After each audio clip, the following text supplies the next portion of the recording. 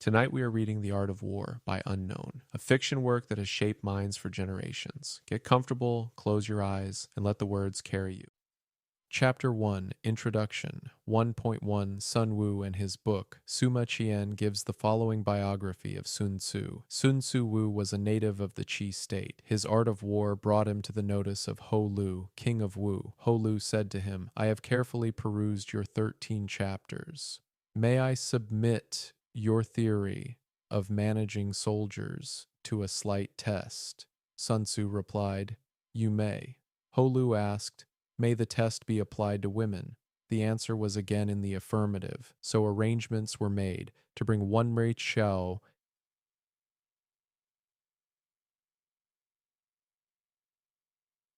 out of the palace. Sun Tzu divided them into 2 companies and placed one of the king's favorite concubines at the head of each. He then bade them all take spears in their hands and addressed them thus: "I presume you know the difference between front and back, right hand and left hand?" The girls replied, "Yes." Sun Tzu went on, "When I say eyes front, you must look straight ahead. When I say left turn, you must face towards your left hand. When I say right turn, you must face towards your right hand." Sun Tzu, a wise man from long ago, wrote a book called The Art of War that caught the attention of a king named Ho Lu. This king wanted to test Sun Tzu's ideas, and so he asked if the rules of leading soldiers could be tried with a group of women from the palace. Sun Tzu agreed, and with quiet care he began to guide them, teaching simple steps like turning left or right as if they were learning a gentle dance under his calm voice. I say about turn, you must face right round towards your back. Again the girls assented. The words of command having been thus explained, he set up the halberds and battle axes in order to begin the drill. Then to the sound of drums he gave the order, right turn. But the girls only burst out laughing. Sun Tzu said, "If words of command are not clear and distinct, if orders are not thoroughly understood, then the general is to blame." Shichi, Chet 65. He reigned from 514 to 496 BC. Chapter 1, Introduction 6. So he started drilling them again, and this time gave the order, left turn. Whereupon the girls once more burst into fits of laughter. Sun Tzu, if words of command are not clear and distinct, if orders are not thoroughly understood, the general is to blame. But if his orders are clear and the soldiers nevertheless disobey, then it is the fault of their officers. So saying, he ordered. Sun Tzu, a wise leader from long ago, was teaching a group of girls how to follow commands in a drill. He told them to turn one way, but they only laughed, not understanding his words, and he quietly said that a leader must be clear, or it's his fault. When he tried again with a clear command and they still laughed, he turned the blame to their officers, showing that sometimes responsibility falls on those who guide others.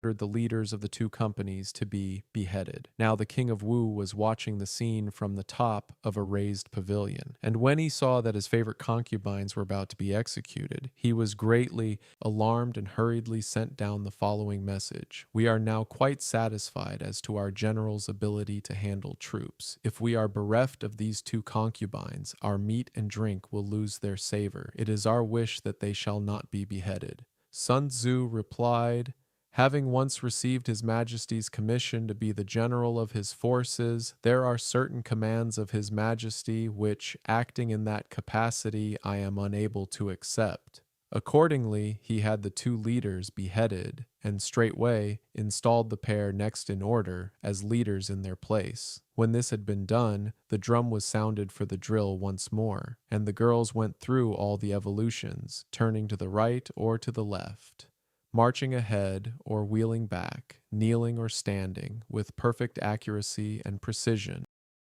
A long time ago, a king watched from a high place as his trusted general, Sun Tzu, trained soldiers. Even when the king grew worried for 2 of his favorite people and asked to spare them, Sun Tzu quietly stood by his duty, knowing that rules must be followed to keep order. And so, with calm strength, he made hard choices, and the training went on smoothly under his steady guidance. not venturing to utter a sound. Then Sun Tzu sent a messenger to the king, saying, "Your soldiers, sire, are now properly drilled and disciplined and ready for your majesty's inspection. They can be put to any use that their sovereign may desire. Bid them go through fire and water, and they will not disobey." But the king replied, "Let our general cease drilling and return to camp. As for us, we have no wish to come down and inspect the troops." Thereupon Sun Tzu said, "The king is only fond of words and cannot translate them into deeds." After that, Holu saw that Sun Tzu was one who knew how to handle an army and finally appointed him general. In the west, he defeated the Chu state and forced his way into Ying, the capital. To the north, he put fear into the states of Qi and Qin and spread his fame abroad amongst the feudal princes, and Sun Tzu shared in the might of the king. About Sun Tzu himself, this is all that Sima Qian has to tell us in this chapter. But he proceeds to give a biography of his descendant. Sun Pin, born about 100 years after his famous ancestor's death and also the outstanding military genius of his time. Sun Tzu, a wise general, spoke to the king with quiet confidence, telling him that the soldiers were trained and ready for anything, even the hardest tasks. The king, though, showed no interest in seeing the army, asking Sun Tzu to stop the drills and return to camp. In time, Kinsakshenur Wan Ma Wan Shachenur Nay, the king saw Sun Tzu's true skill, made him general, and together they won great victories, spreading their strength far and wide. The historian speaks of him too as Sun Tzu, and in his preface we read, "Sun Tzu had his feet cut off and yet continued to discuss the art of war." It seems likely then that Pin was a nickname bestowed on him after his mutilation, unless the story was invented in order to account for the name. The crowning incident of his career, the Shiqi, Cheer 130. Chapter 1. Introduction. 7. Crushing defeat of his treacherous rival Pang Chuan will be found briefly related in Chapter 5.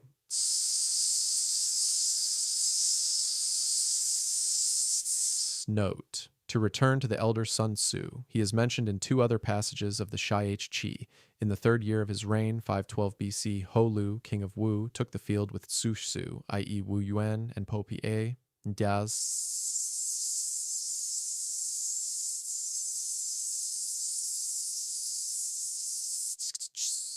He captured the town of Shu and slew the 2 princes' sons who had formerly been generals of Wu. He was then meditating a descent on Ying, the capital, but the general Sun Wu said, "The army is exhausted." Sun Tzu, a wise and brave man from long ago, faced a terrible hardship when his feet were taken from him, yet he still spoke with strength about the ways of war. Even with such pain, he guided others, earning a name, perhaps Pin, tied to his struggle. His greatest moment came in defeating a dangerous rival. A story of quiet triumph will rest on for now. Exhausted, it is not yet possible. We must wait. After further successful fighting, in the 9th year, 506 BC, King Holu addressed Wu Tzu and Sun Wu, saying, "Formerly you declared that it was not yet possible for us to enter Ying. Is the time ripe now?" The 2 men replied, "Choose General Tzu Chang. Yi is grasping and covetous, and the princes of Tong and Sai both have a grudge against him. If your majesty has resolved to make a grand attack, you must win over Tong and Sai, and then you may succeed." Holu followed this advice, beat Chu in 5 pitched battles, and marched into Ying. This is the latest date at which anything is recorded of Sun Wu. He does not appear to have survived his patron, who died from the effects of a wound in 496. In another chapter there occurs this passage. From this time onward, a number of famous soldiers arose, one after the other. Cao Fan, who was employed by the Qin state, Wang Tzu, Lunsen Marie, King Holu once asked his wise advisors, Wu Tzu-shu and Sun Wu, if the time had come to march into the city of Ying. They told him to wait a little longer, until he could gain the trust of nearby lands, Tang and Sai, whose leaders disliked Chu's greedy general. With this plan in mind, the king waited patiently, and later, with their help, he succeeded in his goal. In the service of Qi, and Sun Wu in the service of Wu. These men developed and threw light upon the principles of war. It is obvious enough that Sima Qian at least had no doubt about the reality of Sun Wu as an historical personage, and with one exception to be noticed presently, he is by far the most important authority on the period in question. It will not be necessary, therefore, to say much of such a work as the Wu Yue Chunqiu, which is supposed to have been written by Chao Ye of the 1st century AD. The attribution is somewhat doubtful, but even if it were otherwise, his account would be of little value, based as it is on the Shai Qi and expanded with romantic details. The story of Sun Tzu will be found, for what it is worth,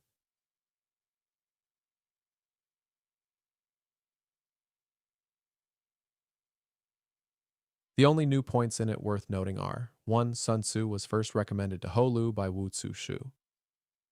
2. He is called a native of Wu. 3. He had previously lived a retired life, and his contemporaries were unaware of his ability. The following passage occurs in the Huainan Tzu. When sovereign and ministers show perversity of mind, it is impossible even for a Sun Tzu to encounter the foe. The appellation of Nanghua. Shichi, Qi, 31. Shichi, Qi, 25. The appellation of Huyan, mentioned in Qi, 39 under the year 637. Sun Wu, known as Sun Tzu, was a real person in history, as believed by a wise writer named Sima Qian, who knew much about those old times. This writer tells us that Sun Tzu was suggested to a ruler named Ho Lu by a friend, and though he came from a place called Wu, he lived quietly, hidden from others who didn't know his great skills. His story rests gently in these old writings, a quiet whisper of a man who could guide in times of trouble, even when leaders and their helpers lost their way. Wang Tzu Chengfu, Qi, 32, year 607. Chapter 1. Introduction. 8. Assuming that this work is genuine, and hitherto no doubt has been cast upon it, we have here the earliest direct reference for Sun Tzu, for Huainan Tzu died in 122 BC, many years before the Shi was given to the world. Liu Xiang, 89 BC, says, "The reason why Sun Tzu, at the head of 30,000 men, beat Chu with 200,000 is that the latter were undisciplined." Teng Mingshi informs us that the surname Sun was bestowed on Sun Wu's grandfather by Duke Qing of Qi, 547-490 BC. So, Sun Wu's father, Sun Piying, rose to be a minister of state in Qi, and Sun Wu himself, whose style was Chang Qing, fled to Wu on account of the rebellion which was being fomented by the kindred of Tian Pao. He had 3 sons, of whom the second, named Ming, was the father of Sun Pin. According to this account, then, Pin was the grandson of Wu, which, considering that Sun Pin's victory over Wei was gained in 341 BC, may be dismissed as chronological impossible. Whence these data were obtained by Teng Mingshi I do not know, but of course no reliance whatever can be placed in them. Sun Tzu, a wise leader from long ago, is remembered in old writings as someone who won a great battle with far fewer soldiers than his enemy. It's said he led just 30,000 men against 200,000 and still came out on top because the other side lacked order and discipline. As we drift into this story, let's rest with the thought of his quiet strength guiding others through tough times. An interesting document which has survived from the close of the Han period is the short preface written by the great Cao Cao or Wei Wu Ti for his edition of Sun Tzu. I shall give it in full. I have heard that the ancients used bows and arrows to their advantage. The Shuchu mentions the army among the 8 objects of government. The I Ching says, "Army indicates firmness and justice. The experienced leader will have good fortune." The SHIH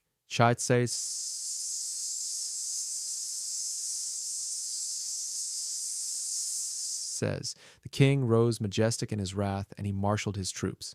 The Yellow Emperor, Tong the Completer, and Wu Wang all used spears and battle axes in order to succor their generation." The SSU May FA says, "If one man slay another of set purpose, he himself may rightfully be slain. He who relies solely on warlike measures shall be exterminated. He who relies solely on peaceful measures shall perish." Instances of this are: a wise leader from long ago named Cao Cao wrote a small note about an old book on war by Sun Tzu. He spoke of how ancient people used tools like bows and arrows to protect themselves, and how many old writings talk about armies as a part of ruling with strength and fairness. As I whisper this to you, think of a brave protector standing tall to keep a village safe, knowing both fighting and peace have their place, for leaning too much on either can bring trouble. Fu Chai on the one hand, and Yen Wang on the other. In military matters, the sage's rule is normally to keep the peace and to move his forces only when occasion requires. He will not use armed force unless driven to it by necessity. Many books have I read on the subject of war and fighting, but the work composed by Sun Wu is the profoundest of them all. Sun Tzu was a native of the Qi state. His personal name was Wu. He wrote The Art of War in 13 chapters for Ho Lu, king of Wu. Its principles were tested on women, and he was subsequently made a general. He led an army westwards, crushed the Chu state, and entered Ying the capital. In the north, he kept Qi and Qin in awe. 100 years and more after they attached strings to wood to make bows, and sharpened wood to make arrows. The use of bows and arrows is to keep the empire in awe. The son and successor of Ho Lu, he was finally defeated and overthrown by Ko Qian, king of Yue, in 473 BC. See post. King Yen of Shu, a fabulous being of whom Sun Xingyan says in his preface, his humanity brought him to destruction. Chapter 1, Introduction. 9. Time. Sun Pin. A wise leader, known as the sage, always seeks to keep peace and only moves his soldiers when there is no other choice. He turns to fighting only when he must, much like someone who avoids a quarrel until it cannot be helped. I have read many writings about battles, but the deepest thoughts come from Sun Wu, a man who shared powerful ideas on how to lead with care and strength. Lived. He was a descendant of Wu. In his treatment of deliberation and planning, the importance of rapidity in taking the field, clearness of conception, and depth of design, Sun Tzu stands beyond the reach of carping criticism. My contemporaries, however, have failed to grasp the full meaning of his instructions, and while putting into practice the smaller details in which his work abounds, they have overlooked its essential purport. That is the motive which has led me to outline a rough explanation of the whole. One thing to be noticed in the above is the explicit statement that the 13 chapters were specially composed for King Ho Lu. This is supported by the internal evidence of ISR 15, in which it seems clear that some ruler is addressed. In the bibliographic section of the Han Shu, there is an entry which has given rise to much discussion. The works of Sun Tzu of Wu in 82 Pilen, or chapters, with diagrams in 9 Chuan. It is evident that this cannot be merely the 13 chapters known to Sima Qian,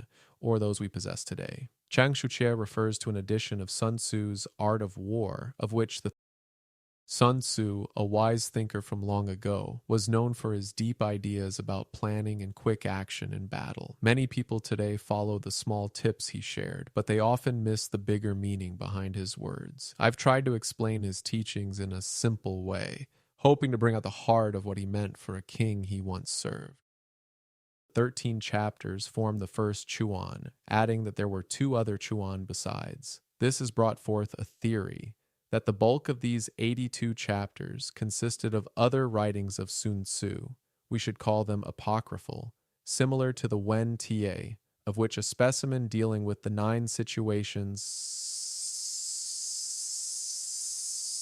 is preserved in the Tiong Tien and another in Ho Shin's commentary, it is suggested that before his interview with Ho Lu, Sun Tzu had only written the 13 chapters, but afterwards composed a sort of exegesis in the form of question and answer between himself and the king.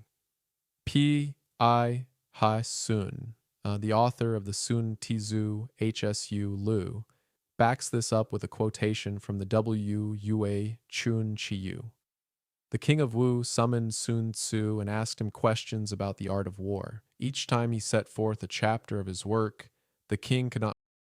Sun Tzu, a wise old thinker, wrote a book called The Art of War with just 13 chapters at first, as some ancient notes tell us. Later, it seems he added more writings, perhaps extra thoughts or answers to a king's quiet questions about battle and strategy, filling many more pages. These extra parts, like gentle whispers of wisdom, are kept in old records for us to ponder as we drift to sleep, but find words enough to praise him. As he points out, if the whole work was expounded on the same scale as in the above mentioned fragments, the total number of chapters could not fail to be considerable.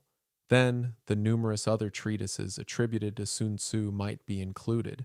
The fact that the Han Chai mentions no work of Sun Tzu except the 82 Palen, whereas the Sui and Tong bibliographies give the titles of others, in addition to the 13 Churstein and chapters inside is good proof. Pai Ai Shun thinks that all of these were contained in the 82 Plen, without pinning our faith to the accuracy of details supplied by the W.U.A. Chun Chiyu, or admitting the genuineness of any of the treatises cited by Pai Ai Sun. We may see in this theory a probable solution of the mystery.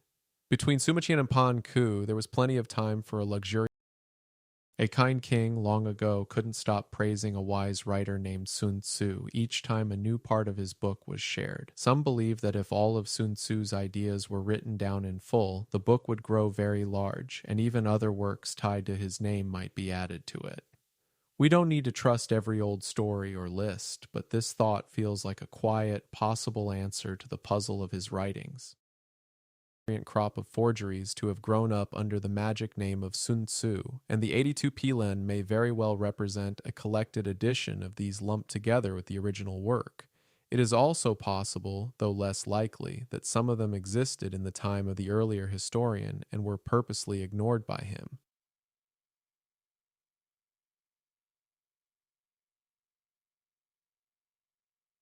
The passage I have put in brackets is omitted in TLI to USHU and may be an interpolation. It was known, however, to Cheng Sliu Clieli of TLI Tang Dynasty and appears in TLI TAI PTNG YU Lan. Cao Kung seems to be tlinking of TLI first part of CF Yap. C2, perhaps especially of SS. 8. CChap. On the other hand, it is noteworthy that WU Tizu, which is not in 6 chapters, has 48 assigned to it in the Han Chai H. Likewise, the Chung Yung is credited with 49 chapters, though now only in one only. In Chapter 1, Introduction. 10.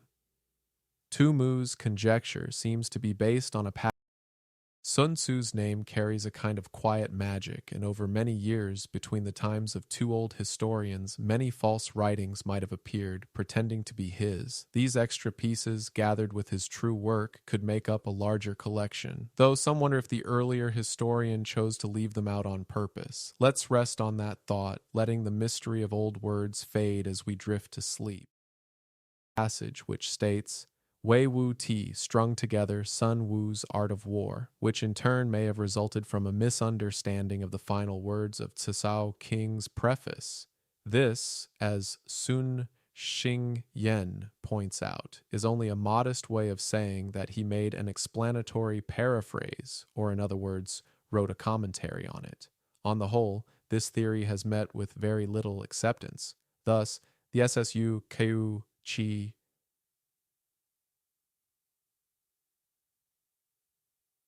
Shu says, the mention of the 13 chapters in the Shi-H Chi shows that they were in existence before the Han Chi-H, and that latter accretions are not to be considered part of the original work.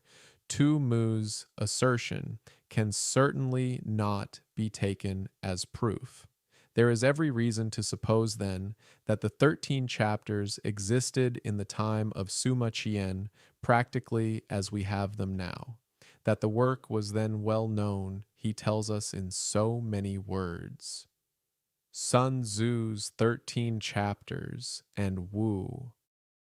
A long time ago, a man named Tu Mu had a thought about a famous book on war by Sun Wu. He believed that another leader, Wei Wu Ti, had put the book together in a certain way, but others quietly disagree, saying the book's original pieces were already there, unchanged, even before some later writings were added. It seems the book, with its 13 parts, was well known back then, just as we know it today.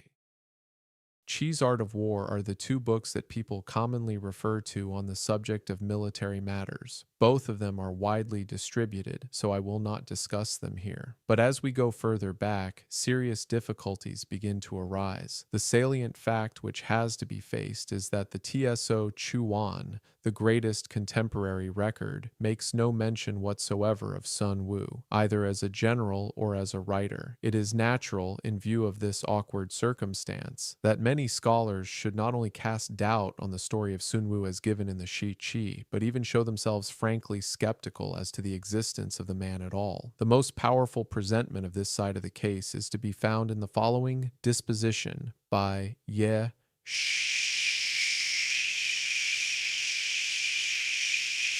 Xin. It is stated in Suma Qian's history that Sun Wu was a native of the Qi state and employed by Wu, and that in the reign of Ho Lu he crushed Chu, entered Ying, and was a great general. But in Sou's commentary, no Sun Wu appears at all. It is true that Sou's commentary need not contain absolutely.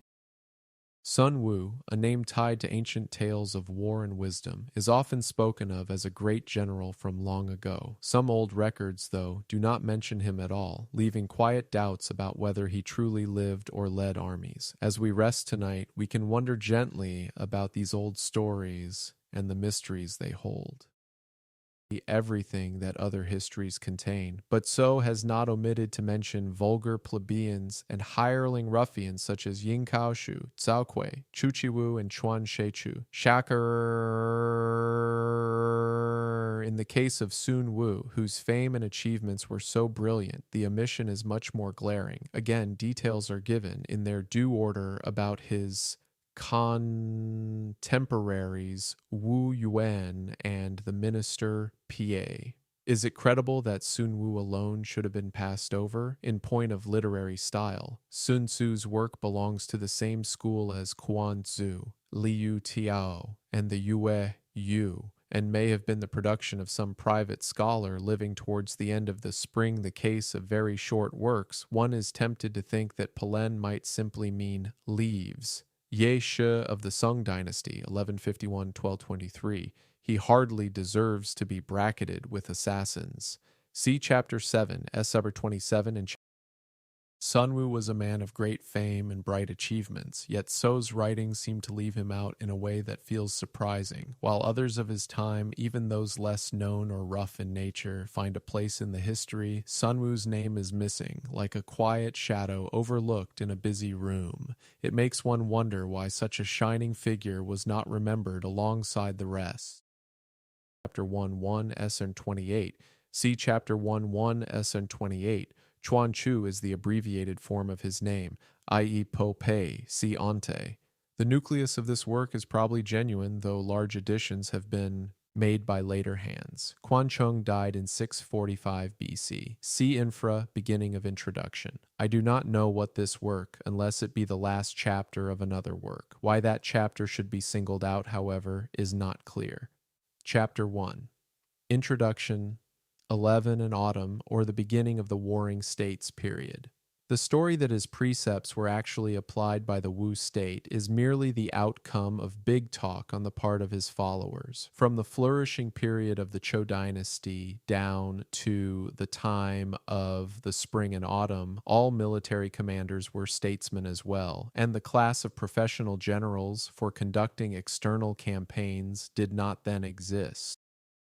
Quanchong, a wise figure from long ago, lived in a time when leaders were both thinkers and warriors, guiding their people through peace and conflict. His teachings, written down in a book, might have grown over the years with new ideas added by others, though the heart of his words likely remains true. As we rest, let's imagine those ancient times, when the same person led both in council and on the battlefield, shaping the path of their land with quiet strength. It was not until the period of the Six States that this custom changed. Now, although Wu was an uncivilized state, it is conceivable that So should have left unrecorded the fact that Sun Wu was a great general and yet held no civil office. What we are told, therefore, about Jiang Chu and Sun Wu is not authentic matter, but the reckless fabrication of theorizing pundits. The story of Ho Lu's experiment on the women, in particular, is utterly preposterous and incredible. Ye Shuixin represents Sima Qian as having said that Sun Wu crushed Chu and entered Ying. This is not quite correct. No doubt the impression left on the reader's mind is that he at least shared in these exploits. The fact may or may not be significant, but it is nowhere explicitly stated in the Shi'Qi either that Sun Tzu was general on the occasion of the taking of Ying, or that he even went there at all.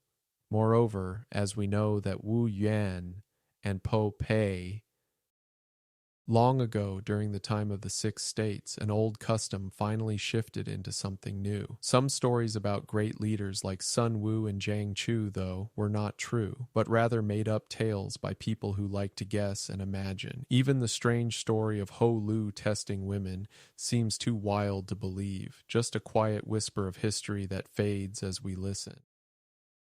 Both took part in the expedition, and also that its success was largely due to the dash and enterprise of Fu Kai, Ho Lu's younger brother. It is not easy to see how yet another general could have played a very prominent part in the same campaign. Chen Chunsoon of the Sung dynasty has the note, military writers look upon Sun Wu as the father of their art, but the fact that he does not appear in the TSO Chuan, although he is said to have served under Ho Lu, king of Wu, makes it uncertain what period he really belonged to. He also says, Bia, works of Sun Wu and Wu Qi may be of genuine antiquity. It is noticeable that both Ye Shuixin and Chen Chunsoon, while rejecting the personality of Sun Wu as he figures in Sima Qian's history, are inclined to accept the date traditionally assigned to the work which passes under his name. The author of the HSU Lu fails to appreciate this distinction, and consequently his bitter attack on Chen Chunsoon really misses its mark. He makes one of 2 points. Sun Wu, a name tied to the art of war, is often seen as a guiding light by those who study military ways, though some question if he truly lived during the time of King Ho Lu, or if his story matches the old records. His teachings still carry a quiet strength, like a steady river flowing through time. Let this thought rest with you, soft and calm as the night settles in. However, which certainly tell in favor of the high antiquity of our 13 chapters. Sun Tzu, he says, about 480 BC. That is, I suppose, the age of Wu Wang and Chou Kung. In the 3rd century BC, Sima Jiangchu, whose family name was Taiyan, lived in the latter half of the 6th century BC, and is also believed to have written a work on war, Si Shi Qi, Chapter 64, and Infra at the beginning of the introduction. Chapter 1, Introduction, 12. Must have lived in the age of Qing Wang, 519-476, because he is frequently plagiarized in subsequent works of the Zhou, Qin, and Han dynasties. The 2 most shameless offenders in this respect are Wu Qi and Huainan Su, both of them important historical personages in their day. The former lived only a century after the alleged date of Sun Tzu, and his death is known to have taken place in 381 BC. It was to him, according to Liu Xiang, that Seng Shen delivered the TSO Chuan, which had been entrusted to him by its author.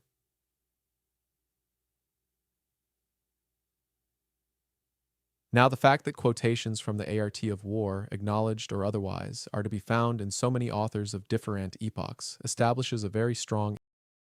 Sun Tzu, a wise figure from long ago, is thought to have lived around 500 years before our common era, during a time of great kings and thinkers in ancient China. His words on the art of war, written in those distant days, were so powerful that many later writers, across different times and dynasties, borrowed his ideas to share in their own works. As you rest now, imagine his teachings like old stories passed quietly from one generation to the next, still whispering through history, interior to them all.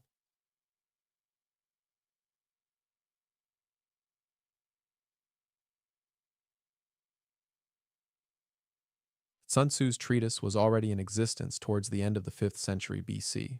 Further proof of Sun Tzu's antiquity is furnished by the archaic or wholly obsolete meanings attaching to a number of the words he uses. A list of these, which might perhaps be extended, is given in the HSULU, and though some of the interpretations are doubtful, the main argument is hardly affected thereby. Again, it must not be forgotten that Yeshui Sin, a scholar and critic of the first rank, deliberately pronounces the style of the 13 chapters to belong to the early part of the 5th century, seeing that he is actually engaged in an attempt to disprove the existence of Sun Wu himself. We may be sure that he would not have hesitated to assign the work to a later date had he not honestly believed the contrary. And it is precisely on such a point that the judgment of an educated Chinaman will carry most weight. Other internal evidence is not far to seek. Thus, in 13-1, there is an unmistakable allusion to the ancient system of.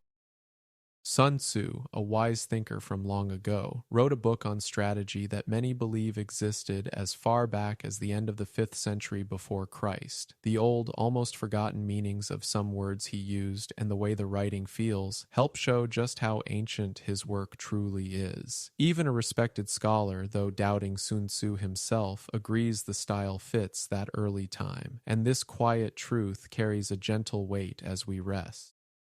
Of land tenure, which had already passed away by the time of Mencius, who was anxious to see it revived in a modified form. The only warfare Sun Tzu knows is that carried on between the various feudal princes, in which armored chariots play a large part. Their use seems to have entirely died out before the end of the Zhou dynasty. He speaks as a man of Wu, a state which ceased to exist as early as 473 BC. On this I shall touch presently, but once refer the work to the 5th century or earlier, and the chances of its being other than a bona fide production are sensibly diminished. The great age of forgeries did not come until long after. That it should have been forged in the period immediately following 473 is particularly unlikely, for no one, as a rule, hastens to identify himself with a lost cause. As for Yeshui Shin's theory that the author was a literary recluse, that seems to me quite untenable. If one thing is more apparent than another after reading the maxims of Sun Tzu, it is that their essence has been distilled from a large store of personal observation and experience. They reflect the mind not only of a born strategist, gifted with a.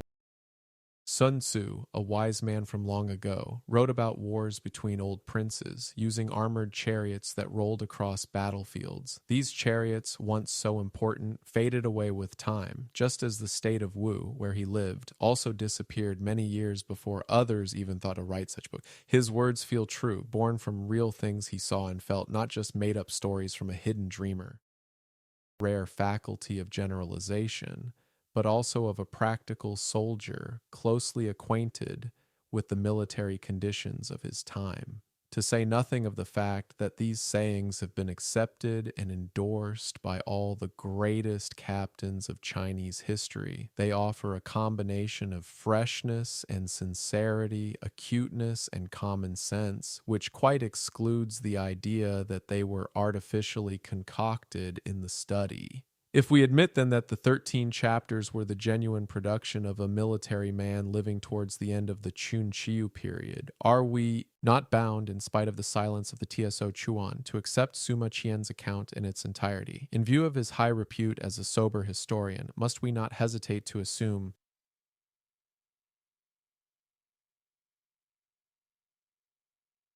See Lega's Classics, Volmer V, Prolegomena, Pier 27. Ledger thinks that the TSO Chuan must have been written in the 5th century, but not before 400.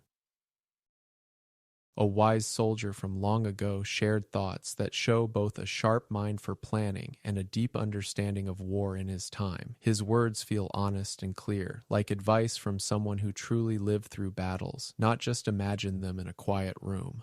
We can trust that these ideas, written in ancient China, come from a real person of that era, even if some old records stay silent about him.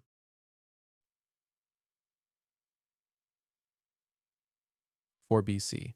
See Mencius III, 1 to 1320. Chapter 1, Introduction. 13. That the records he drew upon for Sun Wu's biography were false and untrustworthy. The answer, I fear, must be in the negative. There is still one grave, if not fatal, objectian to the chronology involved in the story as told in the Shi Qi, which, so far as I am aware, nobody has yet pointed out. There are 2 passages in Sun Tzu in which he alludes to contemporary affairs. The first in 6, Esir 21. Though according to my estimate the soldiers of Yue exceed our own in number, that shall advantage them nothing in the matter of victory. I say then that victory can be achieved. The other is in XLSS 30. Asked if an army can be made to imitate the Shuaijian, I should answer, yes, for the men of Wu and the men of Yue are enemies. Yet if they are crossing a river in the same boat and are caught by a storm, they will come to each other's assistance just as the left hand helps the right. These 2 paragraphs are extremely valuable as evidence of the date of composition. They assign the work to the period of the struggle between Wu and Yue. So much has been observed by P.E. Sun, but what has hitherto escaped notice, Sun Wu's story, as written in old records, carries some doubts about when things truly happened. There are moments in his writings where he speaks of events from his own time, like the battles between the people of Wu and Yue, showing us he lived during their struggles. These small glimpses help us understand when he might have written his words, tying his life to a specific time long ago. Is that they also seriously impair the credibility of Sima Qian's narrative. As we have seen above, from Simondor,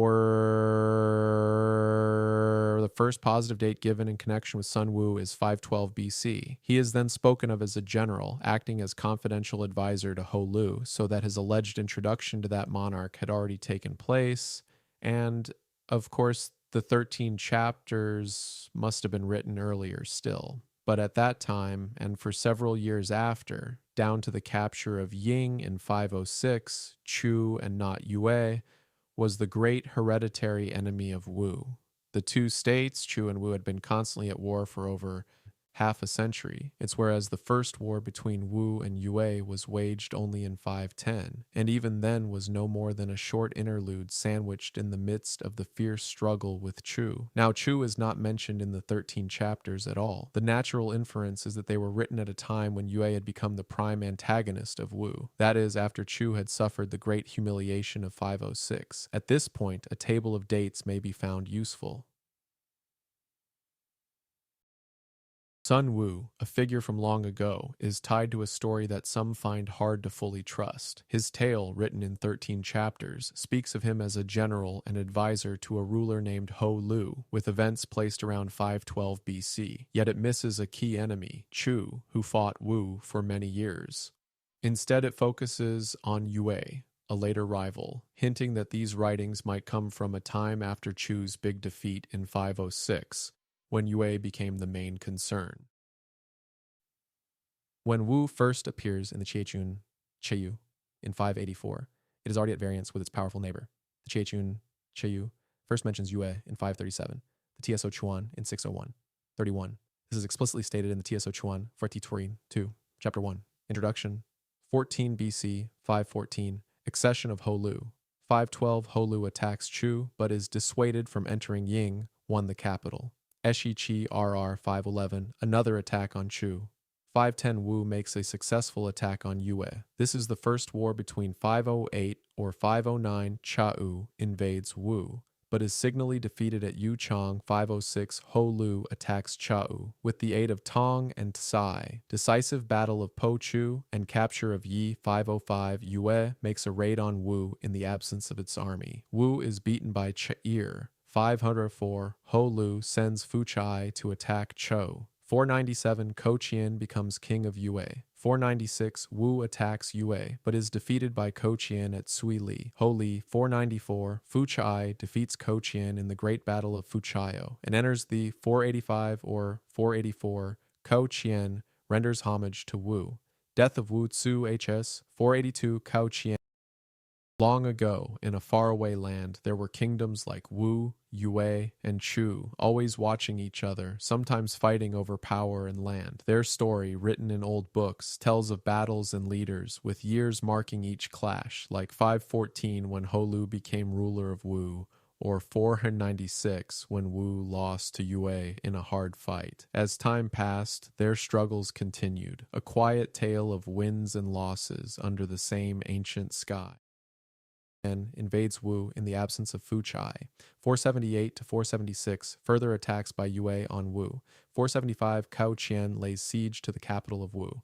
473, final defeat and extinction of Wu. The sentence quoted above from 6 says 21 hardly strikes me as one that could have been written in the full flush of victory. It seems rather to imply that, for the moment at least, the tide had turned against Wu, and that she was getting the worst of the struggle. Hence we may conclude that our treatise was not in existence in 505, before which date Yue does not appear to have scored any notable success against Wu. Ho Lu died in 496, so that if the book was written for him, it must have been during the period 505-496, when there was a lull in the hostilities, Wu having presumably exhausted by its supreme effort against Chu. On the other, a long time ago, in a land far away, there was a struggle between two places called Yue and Wu. Yue fought hard, attacking Wu over and over until they surrounded Wu's main city and after many years finally won, bringing an end to Wu. The words written about this time don't sound like they were penned in the joy of winning, but rather in a quieter moment when things looked hard for Wu, as if the writer knew the fight wasn't over yet. On the other hand, if we choose to disregard the tradition connecting Sun Wu's name with Ho Lu, it might equally well have seen the light between 496 and 494, or possibly in the period 482-473, when Yue was once again becoming a very serious menace. We may feel fairly certain that the author, whoever he may have been, was not a man of any great eminence in his own day. On this point, the negative testimony of the TSO Chuan far outweighs any shred of authority still attaching to the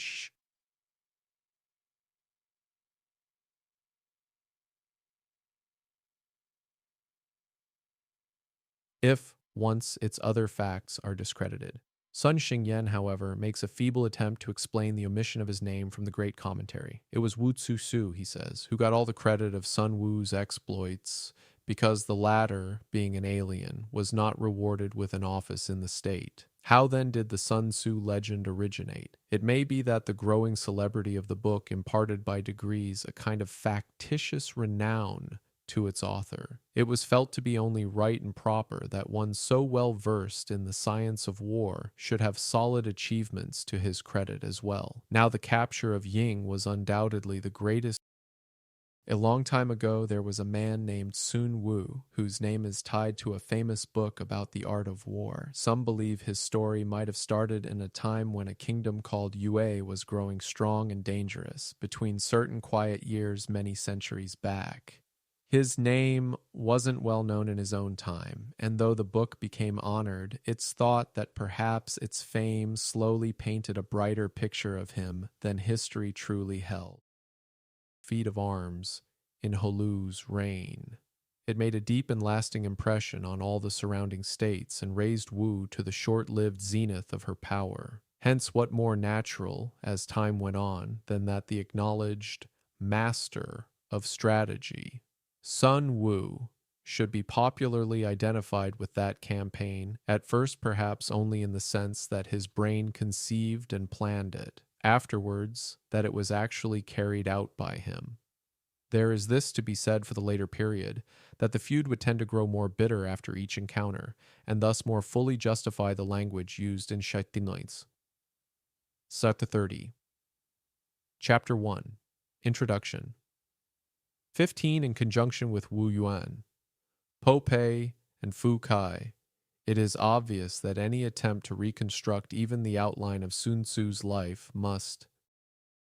A great victory happened long ago in the land of Wu when they captured a place called Ying under King Ho Lu. This win was so important that it made everyone around notice Wu's strength, lifting them to their highest point for a little while. As time passed, people began to think of Sun Wu, a wise planner of battles, as the mind behind this triumph, and later even as the one who led it with others by his side. Be based almost wholly on conjecture. With this necessary proviso, I should say that he probably entered the service of Wu about the time of Ho Lu's accession, and gathered experience, though only in the capacity of a subordinate officer, during the intense Mohu Iteri activity which marked the first half of the prince's reign.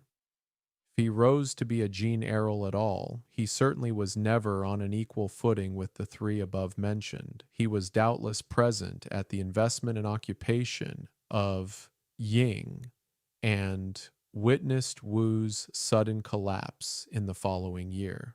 Yue's attack at this critical juncture, when her rival was embarrassed on every side, seems to have convinced him that this upstart kingdom was the great enemy against whom every effort would henceforth have to be directed. Sun Wu was thus a well-seasoned warrior when he sat down to write his famous book, which, according to my reckoning, must have appeared toward the end rather than the beginning of Ho Lu's reign. The story of the women may possibly have grown out of some real.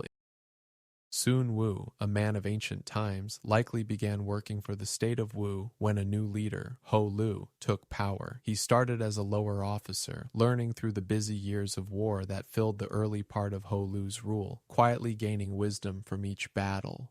Over time, he saw the rise and fall of kingdoms and came to understand who the true enemy was, guiding his thoughts as he later wrote his well-known book on war.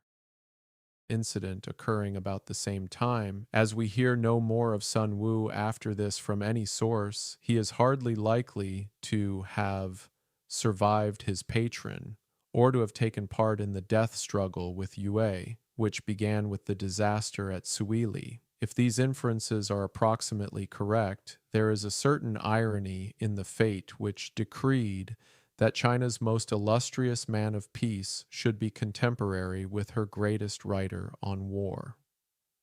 1.2. The text of Sun Tzu. I have found it difficult to glean much about the history of Sun Tzu's text. The quotations that occur in early authors go to show that the 13 chapters of which Sima Qian speaks were essentially the same as those now extant. We have his word for it that they were widely circulated in his day, and can only regret that he refrained from discussing them on that account. Sun Xingyan says in his preface, during the Qin and Han dynasties, Sun Tzu's art of war was in general use amongst military commanders, but they seem to have treated it as a work of mysterious import, and were unwilling to expound it for the benefit of posterity. Thus it came about that Wei Wu was the first to write a commentary on Sun Wu, a wise figure from long ago, seems to have quietly faded from history after his time with a kind leader, never taking part in the fierce battles that came later. There's a gentle sadness in thinking that this man of peace lived at the same time as a great writer on war, as if fate played a quiet trick. His book, known as The Art of War, was read by many in ancient days, though they kept its lessons close, like a hidden treasure, rarely sharing its meaning with others.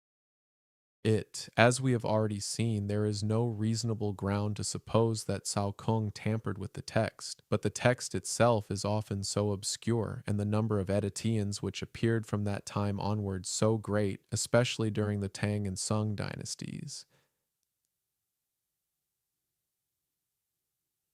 would be surprising if numerous corruptions had not managed. With Wu Yuan himself, the case is just the reverse. A spurious treatise on war has been fathered on him simply because he was a great general. Here we have an obvious inducement to forgery. Sun Wu, on the other hand, cannot have been widely known to fame in the 5th century. Yet from Tso Chuan, from the date of King Chao's accession 515, there was no year in which Chu was not attacked by Wu. Chapter 1. Introduction. 16 to creep in. Towards the middle of the Sung period, by which time all the chief commentaries on Sun Tzu were in existence, a certain Qi Tianpao published a work in 15 Chuan entitled Sun Tzu, with the collected commentaries of 10 writers. There was another text with variant readings put forward by Chu Fu of Taxing, which also had supporters among the scholars of that period, but in the Ming editions, Sun Xing Yen tells us these readings were for some reason or other. Sun Tzu's ancient writings on war have traveled through many hands over the years, and with each new copy, small mistakes or changes likely slipped in, especially during times long ago when many versions were made. Some people, like Wu Yuan, even had false works written in their names just because they were famous leaders, while Sun Tzu himself wasn't as widely known back in his day. It's a quiet reminder of how time can gently blur the edges of even the most important words. No longer put into circula Tian. Thus, until the end of the 18th century, the text in sole possession of the field was one derived from Qi Tianpao's edition, although no actual copy of that import ant work was known to have survived. That, therefore, is the text of Sun Tzu, which appears in the war section of the Great Imperial Encyclopedia, printed in 1726, the Ku Chin Chu Shu Chi Chi Eng. Another copy at my disposal of what is practically the same text, with slight variations, is that contained in the 11 Philosophers of the Chu and Qin dynasties, 1758. And the Chinese printed in Captain Calthrop's first edition is evidently a similar version which has filtered through Japanese channels. So things remained until Sun Xingyan, 1752-1818, a distinguished antiquarian and classical scholar who claimed to be an actual descendant of Sun Wu,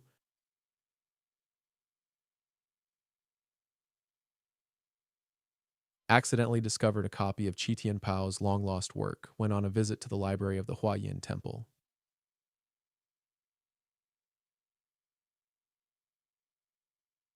Appended to it was the Yishuo of Sun Xingyan, a thoughtful scholar from long ago, found something special while visiting an old temple library. He came across a forgotten copy of an ancient text by Qi Tianpao, a version of Sun Tzu's writings that had been lost for many years. This discovery brought back a piece of history, quietly filling a gap in the story of these wise words.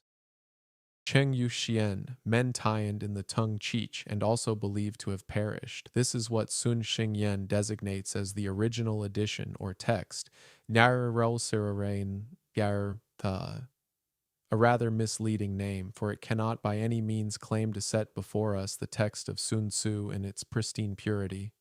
Qi Tianpao was a careless compiler and appears to have been content to reproduce the somewhat debased version current in his day, without troubling to collate it with the earliest editions then available. Fortunately, 2 versions of Sun Tzu, even older than the newly discovered work, were still extant, one buried in the Tung Tien, 2 Yu's great treatise on the Constitution, the other similarly enshrined in the Tai Ping Yu Lan Encyclopedia. In both, the complete text is to be found, though split up into fragments, intermixed with other matter, and scattered piecemeal over a number of different sections. Considering that the Yu Lan takes us back to the year 983, and the Tiuangj Taiyan about 200 years further still, to the middle of the Tang dynasty, the value of these early transcripts of Sun Tzu can hardly be overestimated. Yet the idea of utilizing them does not seem to. Sun Tzu's ancient words, so wise and timeless, have traveled through many hands over the years. Some versions, like the one Qi Tianpao put together, weren't carefully checked against the oldest texts, and they carry small changes from long ago. Yet thankfully, even older copies, hidden within great books like the Tung Tien and Tai Ping Yu Lan, still hold the truest pieces of his teachings, waiting quietly to be found. have occurred to anyone until Sun Xing Yen, acting under government instructions, undertook a thorough recension of the text. This is his own account. Because of the numerous mistakes in the text of Sun Tzu which his editors had handed down, the government ordered that the ancient edition of Qi Tian Pao should be used and that the text should be revised and corrected throughout. It happened that Wu Nianhu, the governor Pi Kua, and Shi, a graduate of the second degree, had all devoted themselves to Taber. Preface Ad Fen. My family comes from Loan, and we are really descended from Sun Tzu. I am ashamed to say that I only read my ancestors' work from a literary point of view without comprehending the military technique. So long have we been enjoying the blessings of peace. Huayin is about 14 miles from Tongquan on the eastern border of Shenxi. The temple in question is still visited by those about the ascent of the western sacred mountain. It is mentioned in a text as being situated 5 li east of the district city of Huayin. The temple contains the Huashan tablet inscribed by the Tang Emperor Xuanzong, Xuanxi 755. Chapter Sakursatz. Sun Xingyan, a thoughtful man, was the first to take on the task of carefully fixing the old writings of Sun Tzu, following the wishes of the government. Long ago, mistakes had crept into the text, so he turned to an ancient version to set things right, working slowly to make sure every word was as it should be. His quiet effort reminds us how even old words can be cared for, like tending to a garden in the still of evening. 1. Introduction. 17 this study, probably surpassing me therein. Accordingly, I have had the whole work cut on blocks as a textbook for military men. The 3 individuals here referred to had evidently been occupied on the text of Sun Tzu prior to Sun Xingyan's commission, but we are left in doubt as to the work they really accomplished. At any rate, the new edition, when ultimately produced, appeared in the names of Sun Xingyan and only one co-editor, Wu Zhenxi. They took the original edition as their basis, and by careful comparison with older versions, as well as the extant commentaries and other sources of information such as the Ishuo, succeeded in restoring a very large number of doubtful passages, and turned out on the whole what must be accepted as the closest approximation we are ever likely to get to Sun Tzu's original work. This is what will hereafter be denominated the standard text. The copy which I have used belongs to a reissue dated 1877. It is in 6 pen, forming part of a well-printed set of 23 early philosophical works in 83 pen. It opens with a preface by Sun Xingyan, largely quoted in this introduction, vindicating the traditional view of Sun Tzu's life and performances, and summing up in remarkably concise fashion the evidence in its favor. This is followed by Cao Kung's preface to his edition, and the biography. Sun Xingyan, a careful scholar, worked with another editor named Wu Zhenxi to bring back the true words of an ancient thinker named Sun Tzu. They looked at old versions and notes, piecing together parts that were unclear to make a book as close as possible to what Sun Tzu first wrote. The special version, known as the standard text, helps us understand his teachings on strategy and wisdom even today. Of Sun Tzu from the Chai Chi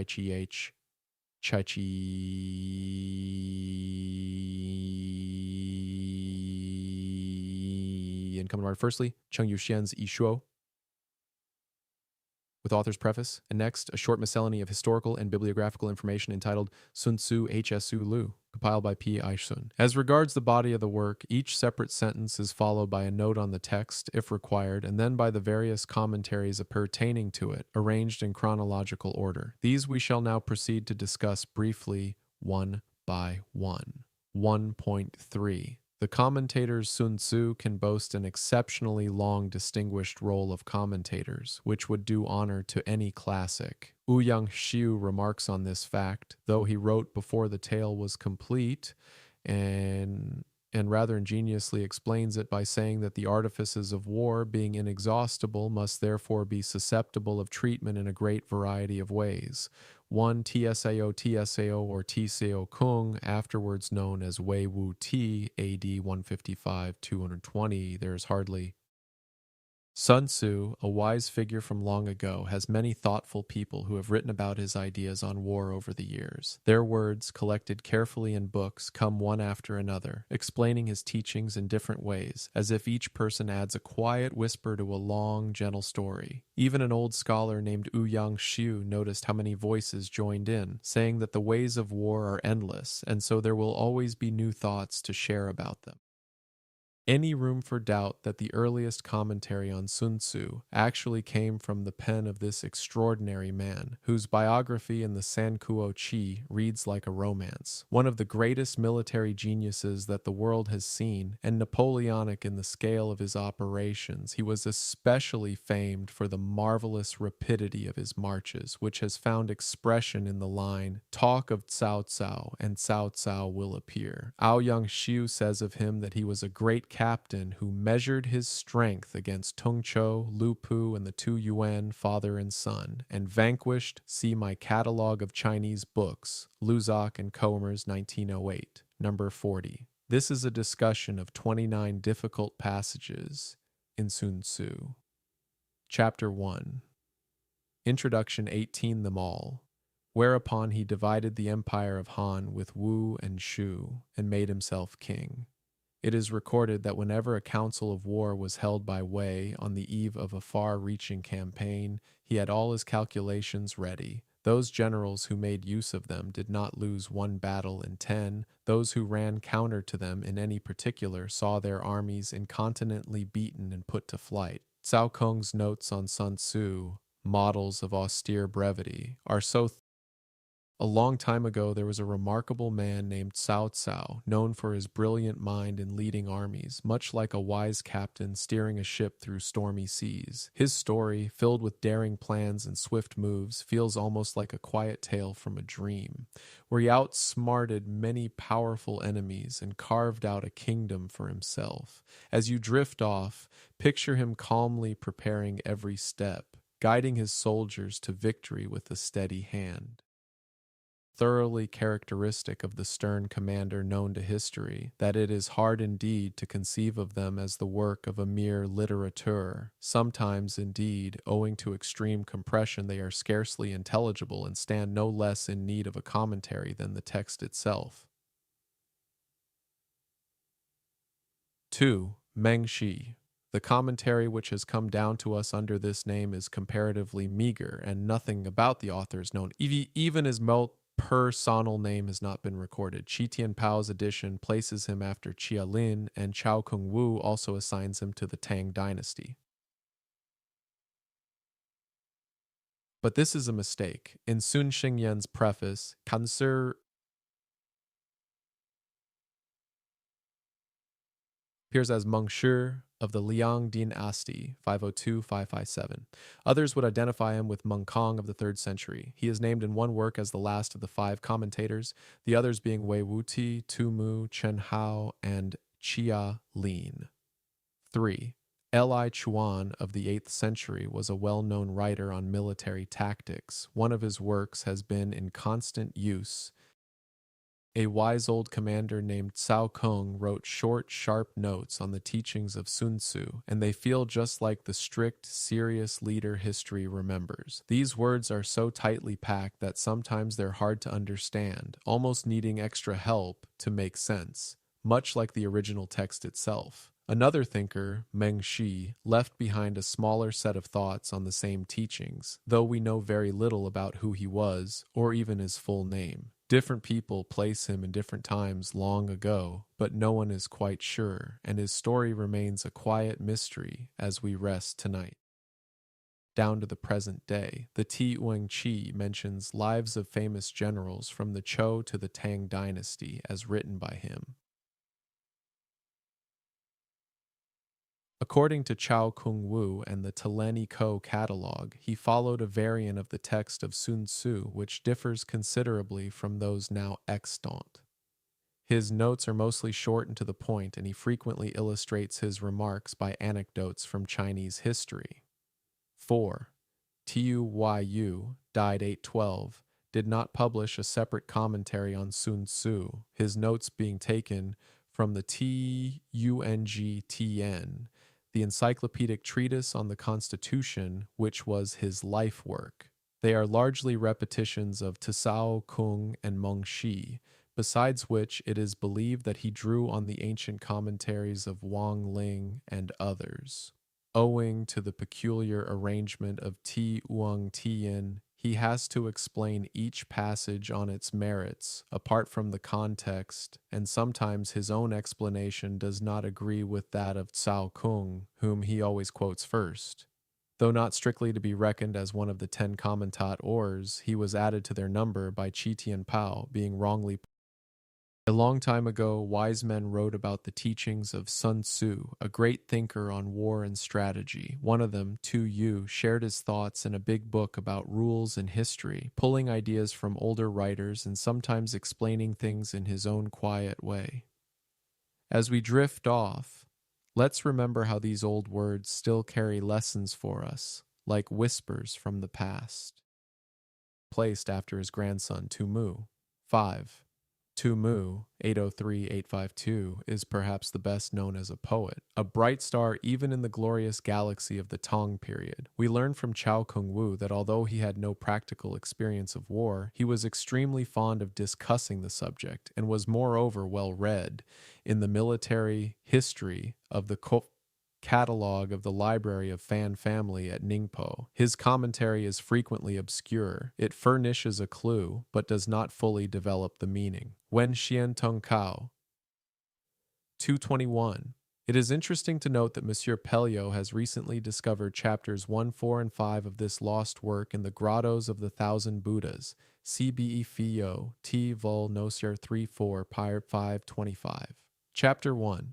Introduction 19 Chunqiu and Changkuo eras. His notes, therefore, are well worth attention. They are very copious and replete with historical parallels. The gist of Sun Tzu's work is thus summarized by him. Practice benevolence and justice, but on the other hand make full use of artifice and measures of expediency. He further declared that all the military triumphs and disasters of the 1,000 years which had Tu Mu, a poet from long ago in the Tang time, shines brightly among many great writers. Though he never fought in a war himself, he loved to talk about battles and knew so much about the old stories of warriors from times like the Chunqiu and Chankuo. His thoughts on war, full of old tales and lessons, remind us to be kind and fair, yet also clever and ready to act when needed, as he understood from the teachings of Sun Tzu. Elapsed since Sun Tzu's death would, upon examination, be found to uphold and corroborate in every particular the maxims contained in his book. Tu Mu's somewhat spiteful charge against Cao Kung has already been considered elsewhere. At 6, Chen Hao appears to have been a contemporary of Tu Mu.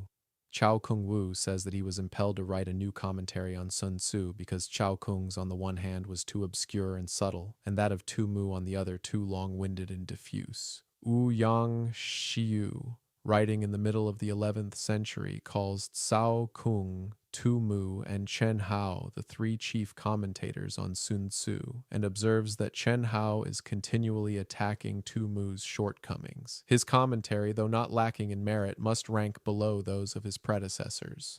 7. Chai Lin is known to have lived under the Tang dynasty, for his commentary on Sun Tzu is mentioned in the Tang Shu and was afterwards republished by Qi Xie of the same dynasty, together with those of Meng Shi and Tu Yu. It is of somewhat scanty texture, and in point of quality too, perhaps the least valuable of the 11. 8. Mei Yao Chen, 172-1060.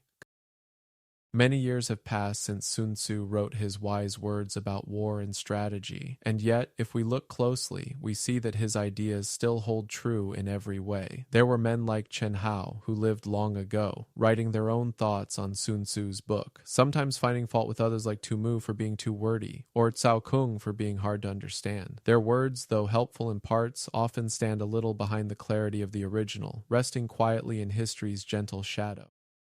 Commonly known by his style as Mei Shen Yu, was like Tu Mu, a poet of distinction. His commentary was published with a laudatory preface by the great Ouyang Xiu, from which we may cull the full lowing. Later scholars have misread Sun Tzu, distorting his words and trying to make them square with their own one-sided views. Thus, though commentators have not been lacking, only a few have proved equal to the task. My friend Sheng Yu has not fallen into this mistake.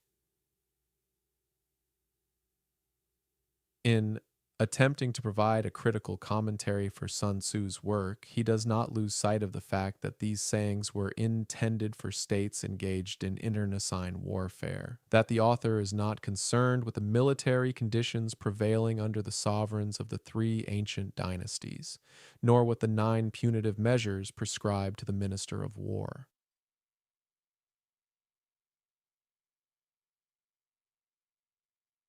Again, Sun Wu loved brevity of diction, but his meaning is always deep.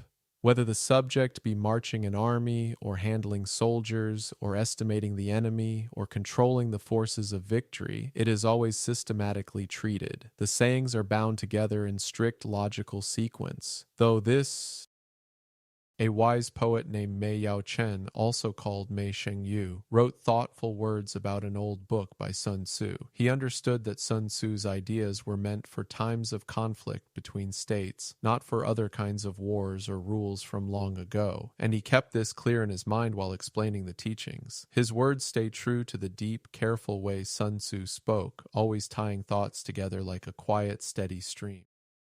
Has been obscured by commentators who have probably failed to grasp their meaning. In his The Xia, the Shang, and the Chou, although the last name was nominally existent in Sun Tzu's day, it retained hardly a vestige of power, and the old military organization had practically gone by the board. One can suggest no other explanation of the passage. See Chou Li, Non-Reniers 6-10. Chapter 1, Introduction. 20 own commentary, Mei Sheng Yu has brushed aside all the obstinate prejudices of these critics and has tried to bring out the true meaning of Sun Tzu himself. In this way, the clouds of confusion have been dispersed and the sayings made clear. I am convinced that the present work deserves to be handed down side by side with the 3 great commentaries, and for a great deal that they find in the say, ings, coming generations will have constant reason to thank my friend Sheng Yu. Making some allowance for the exuberance of friendship, I'm inclined to endorse this favorable judgment and would certainly place him above Chen Hao in order of merit. 9. Wang Hsi, also of the Sung. A wise friend named Mei Sheng Yu has worked hard to clear up the misunderstandings around Sun Tzu's ancient words. He pushed away the confusion left by others, letting the true ideas shine through, like wiping dust off an old window to see the light. I believe his efforts are valuable, and many in the future will be grateful for this gentle, clear understanding. Dynasty is decidedly original in some of his interpretations, but much less judicious than Mei Yao Chen, and on the whole not a very trustworthy guide. He is fond of comparing his own commentary with that of Cao Kung, but the comparison is not often flattering to him. We learn from Cao Kung Wu that Wang Shi revised the ancient text of Sun Tzu, filling up lacunae and correcting mistakes. 10. Shou Yanzi of the Sung dynasty. The personal name of this commentator is given as above by Cheng Qiao in the Tong Chai, written about the middle of the 12th century, but he appears simply as Ho Shi in the Yu Hai, and Ma Tuanlin quotes Cao Kung Wu as saying that his personal name is unknown. There seems to be no reason to doubt Cheng Qiao's statement. Otherwise, I should have been inclined to hazard a guess and identify him with one Ho Chu Fei, the author of a short treatise on war, who lived in the latter part of the 1st century. Ho Shi's commentary, in the words of the Talen Epsrisar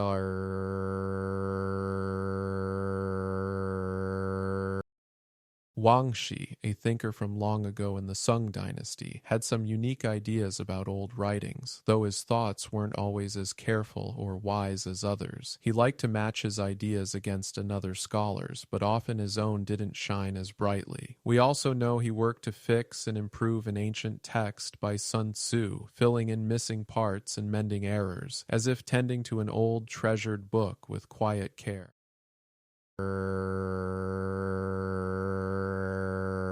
Co catalog contains helpful additions here and there, but is chiefly remarkable for the copious extracts taken in adapted form from the dynastic histories and other sources. 1.1. Chang Yu. The list closes with a commentator of no great originality, perhaps, but gifted with admirable powers of lucid exposition. His commentator is based on that of Cao Kung, whose terse sentences he contrives to expand and develop in masterly fashion. Without Chang Yu, it is safe to say that much of Cao Kung's commentary would have remained cloaked in its pristine obscurity and therefore valueless. His work is not mentioned in the Sung history, the Tung Kao, or the Yu Hai, but it finds a niche in the Tung Chaich, which also names him as the author of the Lives of Famous Generals.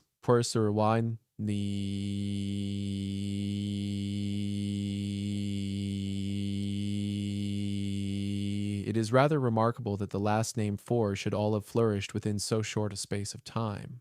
Cao Kung Wu accounts for it by saying, Ho Shi, a quiet thinker from long ago, wrote notes that added little pieces of wisdom to old stories, pulling together bits from history books in a thoughtful way. Then there was Chang Yu, who took the short, simple ideas of another wise man named Cao Kung and turned them into clear, detailed explanations, making them easier for everyone to understand. Their words, though written in such a short span of time with others like them, still rest gently in the pages of history.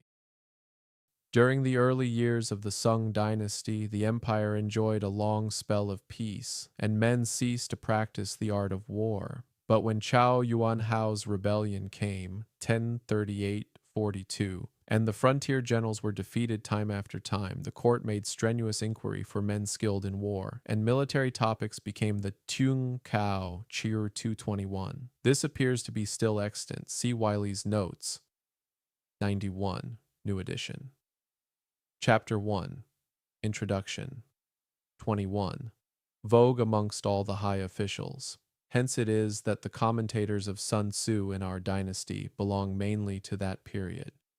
Besides these 11 commentators, there are several others whose work has not come down to us. The Sui Shu mentions 4, namely Wang Ling, often quoted by Tu Yu as Wang Tzu, Chang Tzu, Shang, Chiasu of Wei, and Shen Yu of Wu. The Tang Shu adds Sun Hao, and the Tang Chi Xiao Qi, while the Tiu Shu mentions a Ming commentator, Huang Jun Yu. It is possible that some of these may have been merely collectors and editors of other commentaries, like Qi Tian Pao and Qi Xie mentioned above. 1.4. Appreciations of Sun Tzu.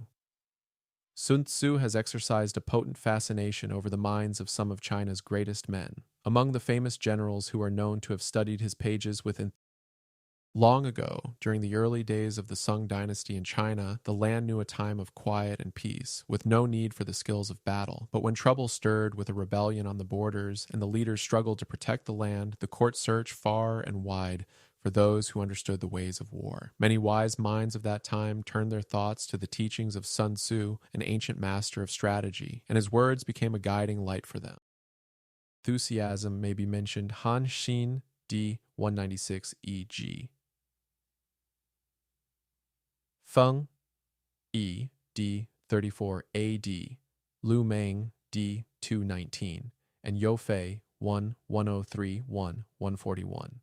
The opinion of Cao Kung, who disputes with Han Xin the highest place in Chinese military annals, has already been recorded. Still more remarkable in one way is the testimony of purely literary men such as Su Xun, the father of Su Tungpo, who wrote several essays on military topics, all of which owe their chief inspiration to Sun Tzu. The following short passage by him is preserved in the Yu Hai. Sun Wu's saying that in war one cannot make certain of conquering.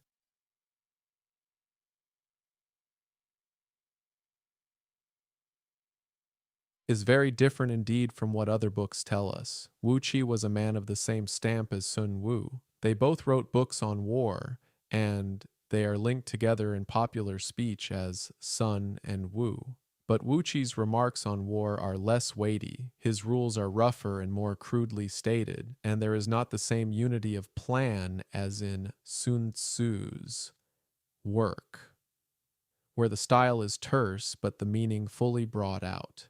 The following is an Many great generals, long ago in China, turned to the wise words of Sun Tzu to guide them in battle. Names like Han Xin and Yo Fei, known for their strength and cleverness, found deep lessons in his writings, as did thinkers like Su Sun, who wrote about war with a quiet, thoughtful mind, inspired by Sun Tzu. Their respect shows how his ideas, clear and sharp, touched both warriors and writers with a gentle, lasting wisdom.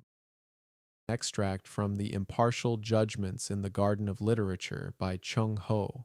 Tung Cao, Lok Siet, a notable person in his day.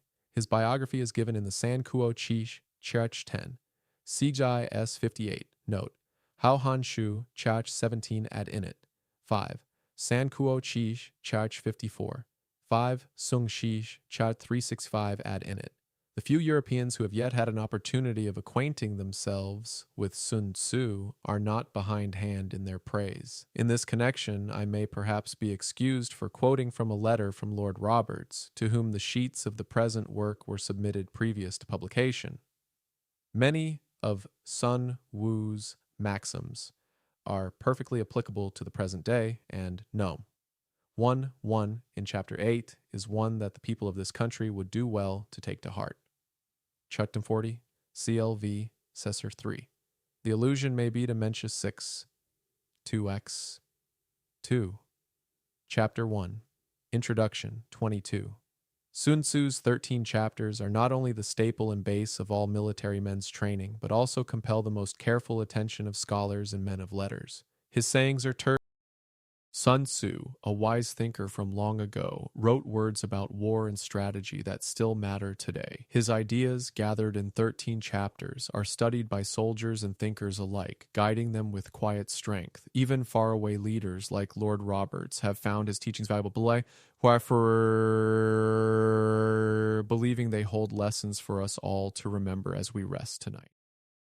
Terse yet elegant, simple yet profound, perspicuous and eminently practical. Such works as the Lun Yu, the I Ching, and the Great Commentary, as well as the writings of Mencius, Shun Kuang, and Yang Chu, all fall below the level of Sun Tzu.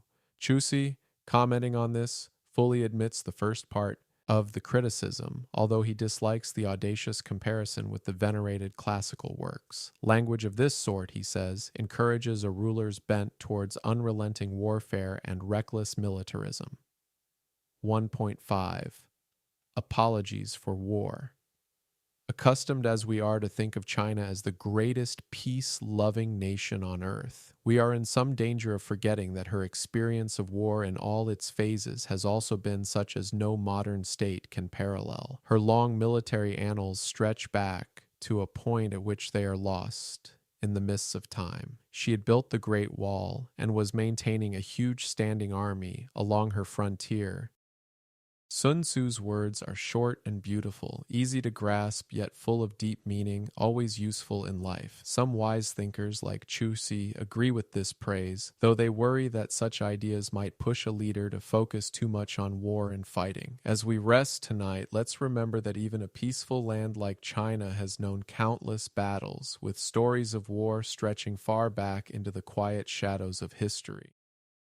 Centuries before the first Roman legionary was seen on the Danube. What with the perpetual collisions of the ancient feudal states, the grim conflicts with Huns, Turks, and other invaders after the centralization of government, the terrific upheavals which accompanied the overthrow of so many dynasties, besides the countless rebellions and minor disturbances that have flamed up and flickered out again one by one, it is hardly too much to say that the clash of arms has never ceased to resound in one portion or another of the empire. No less remarkable is the succession of illustrious captains to whom China can point with pride. As in all countries, the greatest are fond of emerging at the most fateful crises of her history. Thus, Pochi stands out conspicuous in the period when Qin was entering upon her final struggle with the remaining independent states. The stormy years which followed the breakup of the Qin dynasty are illuminated by the transcendent genius of Han Xin. When the House of Han in turn is tottering to its fall, the great and baleful figure of Cao Cao dominates the scene. And in the establishment of the Tiang dynasty, one of the mightiest tasks achieved by man, the superhuman energy of Li Shimin, afterwards the Emperor Taizong, was seconded by the brilliant strategy of Li Qing. None of these generals need fear comparison with the greatest. Long ago in China, the land was often filled with the sounds of battle. As old kingdoms clashed, invaders came, and rulers rose and fell in endless waves of struggle. Through these hard times, brave and wise leaders appeared, guiding their people during the darkest moments, their names still shining like quiet stars in the night. Men like Pochi, Han Xin, and Li Shimin stood tall, their strength and cleverness helping to shape the country, just as great heroes have done in faraway lands across the sea. Names in the military history of Europe. In spite of all this, the great body of Chinese sentiment, from Lao Tzu downwards, and especially as reflected in the standard literature of Confucianism, has been consistently pacific and intensely opposed to militarism in any form. It is such an uncommon thing to find any of the literati defending warfare on principle that I have thought it worthwhile to collect and translate a few passages in which the unorthodox view is upheld. The following, by Sima Qian, shows that for all his ardent admiration of Confucius, he was yet no advocate of peace at any price. The TSO Chuan. Chapter 1. Introduction. 23. Military weapons are the means used by the sage to punish violence and cruelty, to give peace to troublous times, to remove difficulties and dangers, and to succor those who are in peril. Every animal with blood in its veins and horns on its head will fight when it is attacked. How much more so will man, who carries in his breast the faculties of love and hatred, joy and anger.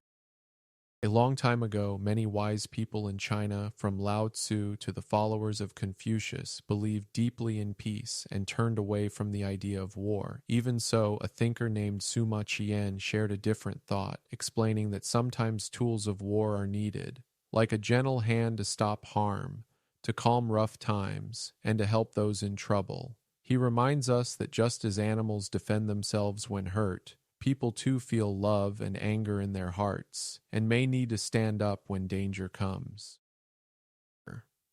When he is pleased, a feeling of affection springs up within him. When angry, his poison sting is brought into play. That is the natural law which governs his being. What then shall be said of those scholars of our time, blind to all great issues, and without any appreciation of relat, values, who can only bark out their stale formulas about virtue and civilization, condemning the use of military weapons? They will surely bring our country to impotence and dishonor and the loss of her rightful heritage, or at the very least, they will bring about invasion and rebellion, sacrifice of territory and general enfeeblement. Yet they obstinately refuse to modify the position they have taken up. The truth is that just as in the family the teacher must not spare the rod, and punishments cannot be dispensed with in the state, so military chastisement can never be allowed to fall into abeyance in the empire. All one can say is that this power will be exercised wisely by some, foolishly by others, and that among those who bear arms, some will be loyal and others rebellious. A person's feelings, much like a quiet river, flow with kindness when they are happy, and turn sharp like a bee's sting when anger takes hold. There are some thinkers today who ignore the bigger troubles around them, clinging only to old ideas of goodness and order, while turning away from the need for strength in battle. Their stubbornness, sadly, might weaken their land, inviting danger or loss, though they refuse to see another way.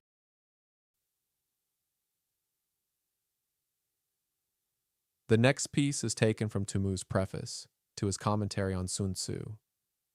War may be defined as punishment, which is one of the functions of government. It was the profession of Chung Yu and Zhang Qiu, both disciples of Confucius. Nowadays, the holding of trials and hearing of litigation, the imprisonment of offenders, and their execution by flogging in the marketplace are all done by officials. But the wielding of huge armies, the throwing down of fortified cities, the hauling of women and children into captivity, and the beheading of traitors, this is also work which is done by officials. The objects of the rack and of military weapons are essentially the same. There is no intrinsic difference between the punishment of flogging and war. In the words of an old thinker named Tu Mu, is a kind of punishment, something governments use to keep order. It's a job done by officials, just like holding trials or locking up wrongdoers, though in war it means leading big armies, tearing down strong walls, or taking people away as captives. In the end, the tools of war and the tools of justice aim for the same thing, to correct and control, whether through a whip in the market or a sword on the battlefield. Cutting off heads in war. For the lesser infractions of law, which are easily dealt with, only a small amount of force need be employed, hence the use of military weapons and wholesale decapitation. In both cases, however, the end in view is to get rid of wicked people and to give comfort and relief to the good. Chisun asked Zhang Yu, saying, "Have you, sir, acquired your military aptitude by study, or is it innate?" Zhang Yu replied, "It has been acquired by study." "How can that be so?" said Chisun, "seeing that you are a disciple of Confucius?" "It is a fact," replied Zhang Yu. "I was taught by Confucius. It is fitting that the great sage should exercise both civil and military functions, though to be sure my instruction in the art of fighting has not yet gone very far." Shai Chi, Chak 25, Folai, Hach Kef, Sha Chi, Cha 47. Chapter 1, Introduction 24. Now, who the author was of this rigid distinction between the civil and the military, and the limitation of each to a separate sphere of action, or in what year of which dynasty it was first introduced, is more than I can say. But, at any rate, it has come about that the members of the governing class. A long time ago, people believed that even small wrongs needed a firm hand, like using strong tools or harsh punishments to stop bad actions. They thought this would protect the kind and gentle folks, bringing them peace. As we drift off, let's remember that even in tough times, the hope was always to care for the good in the world. Class are quite afraid of enlarging on military topics, or do so only in a shamefaced manner. If any are bold enough to discuss the subject, they are at once set down as eccentric individuals of coarse and brutal propensities. This is an extraordinary instance in which, through sheer lack of reasoning, men unhappily lose sight of fundamental principles. When the Duke of Zhou was minister under Cheng Wang, he regulated ceremonies and made music and venerated the arts of scholarship and learning. Yet when the barbarians of the river Huai revolted, he sallied forth and chastised them. When Confucius held office under the Duke of Lu, and a meeting was convened at Chiaku, he said, "If pacific negotiations are in progress, warlike preparations should have been made beforehand." He rebuked and shamed the Marquis of Qi, who cowered under him and dared not proceed to violence. How can it be said that these two great sages had no knowledge of military matters? We have seen that the great Chu Shi held Sun Tzu in high esteem. He also appeals to the authority of the classics. Our master Confucius, answering leaders in power long ago, grew nervous about speaking on matters of war, often hiding their thoughts or whispering them with unease. Even the bravest among them, if they dared to talk openly, were seen as strange or rough by others, which shows how easily people can forget the importance of clear thinking. Yet wise figures like the Duke of Zhou and Confucius knew the value of both peace and strength, guiding with wisdom while ready to protect, proving that true understanding holds room for both kindness and courage. Duke Ling of Wei said, "I have never studied matters connected with armies and battalions." Replying to Kong Wensu, he said, "I have not been instructed about buff coats and weapons."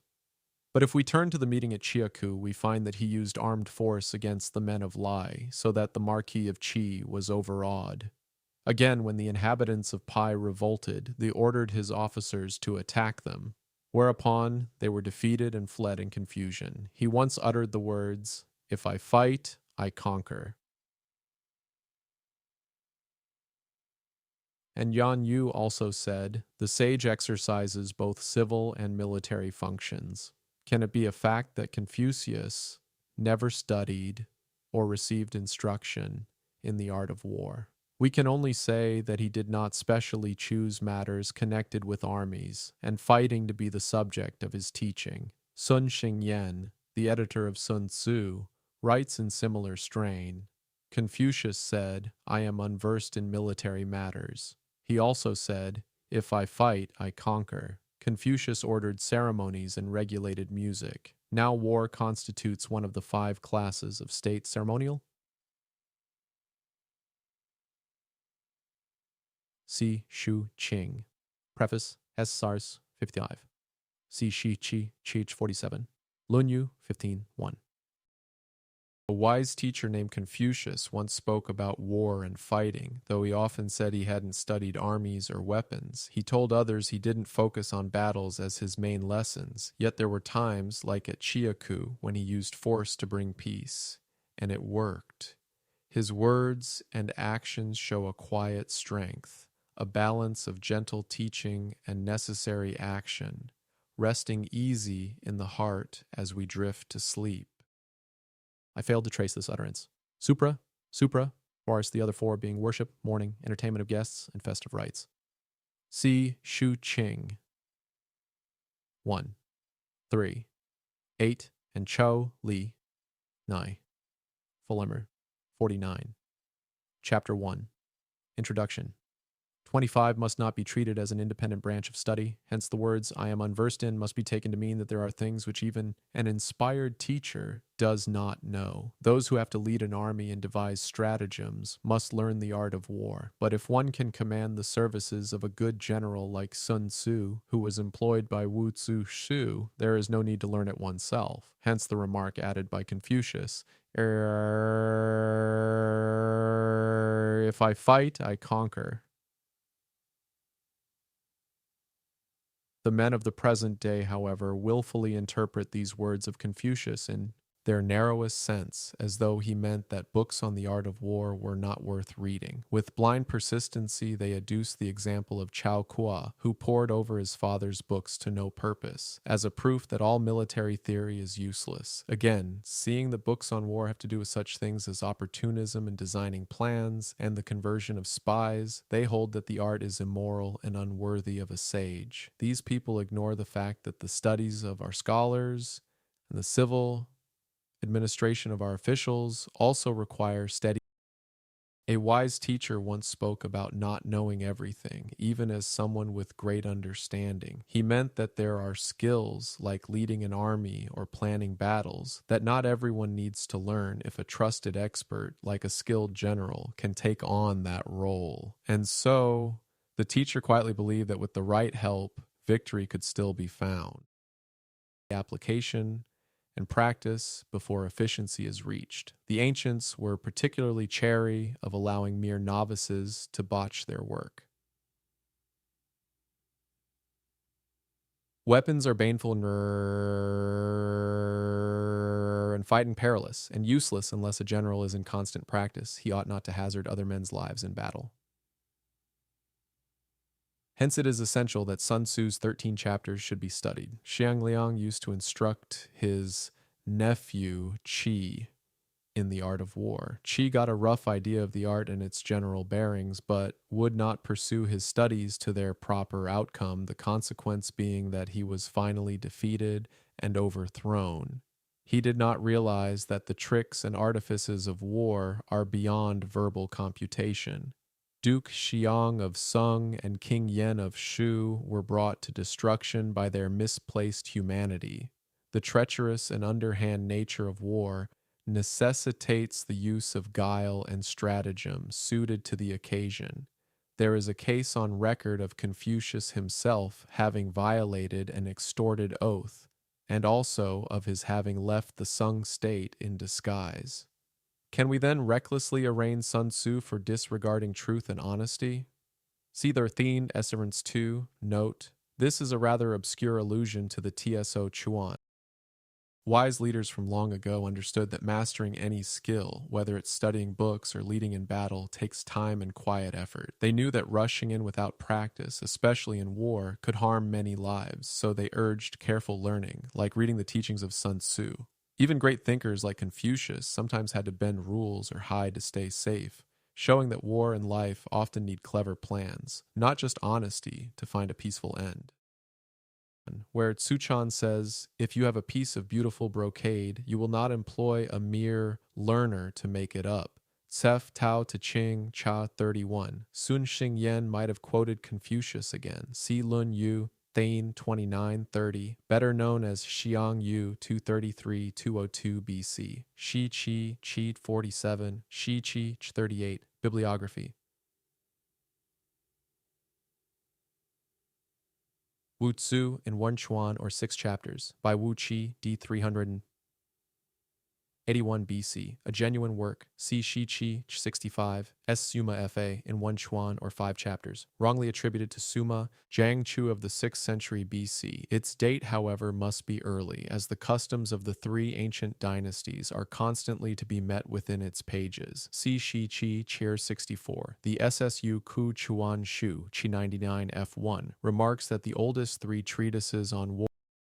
A wise man once spoke of a beautiful piece of fabric, something precious and fine, like a soft silk scarf. He said you wouldn't give such a treasure to someone still learning how to sew, for they might not handle it with the care it deserves. Let this thought rest with you as gently as a whisper, guiding you to trust important things to those who are ready.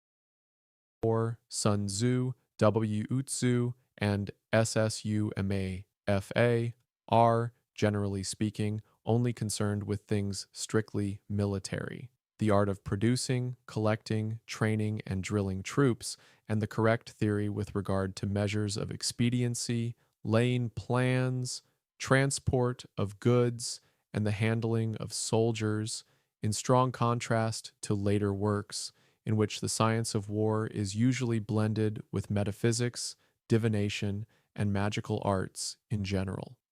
Liu Tao in 6 Chuan, or 60 chapters, attributed to Lu Wang or Lu Shang, also known as Tai Kung of the 12th century BC. But its style does not belong to the era of the 3 dynasties. Lu Te-ming, 550-625 AD, mentions the work and enumerates the headings of the 6 sections so that the forgery cannot have been later than Sui dynasty. Wei Liao Tzu in 5 Chuan, attributed to Wei Liao, 4th century BC, who studied under the famous Kui Ku Tzu. The work appears to have been originally in 3 chapters, whereas the text we possess contains only 24. Its matter is sound enough in the main, though the strategical devices differ considerably from those of the Warring States period. It has been furnished with a commentary by the well-known Sung philosopher Chang Tsai, Sai Bao Yi Rao San Lue in 3rd Chuan, attributed to Huang. Ancient writings on war, like those from Sun Tzu and others named Wu Tzu and Suma Fa, focus purely on the practical side of battle. They talk about how to gather soldiers, train them, move supplies, and make smart plans without mixing in mysterious ideas or magic, as some later books do. As you drift off, picture warriors quietly preparing under a calm sky, guided only by clear, simple steps. Shi Kung, a legendary personage who is said to have bestowed it on Chang Liang, d. 187 BC, in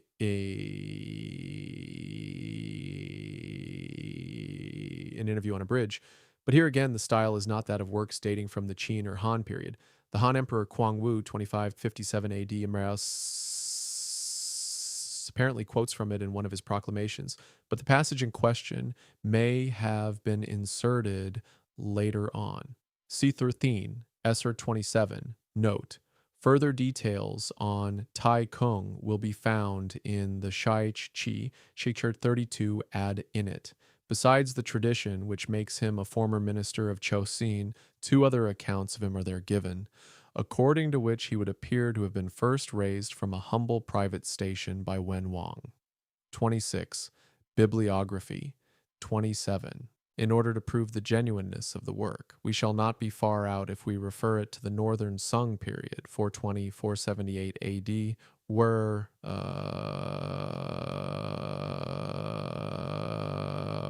or somewhat earlier. Li Wei Kung Wen Tui in 3 sections, written in the form of a dialogue between Tai Tsung and his great general Li Qing.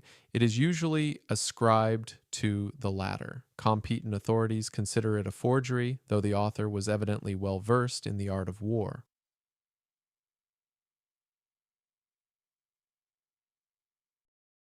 A long time ago, there was a wise figure named Huang Shi Kung who is said to have shared important teachings with a man named Chang Liang on a quiet bridge. Though some doubt the exact time these words were written, they carry old wisdom, perhaps from a later era, like the Northern Sung period, many centuries ago. Let's rest on this thought, imagining the stillness of that bridge as we drift into sleep.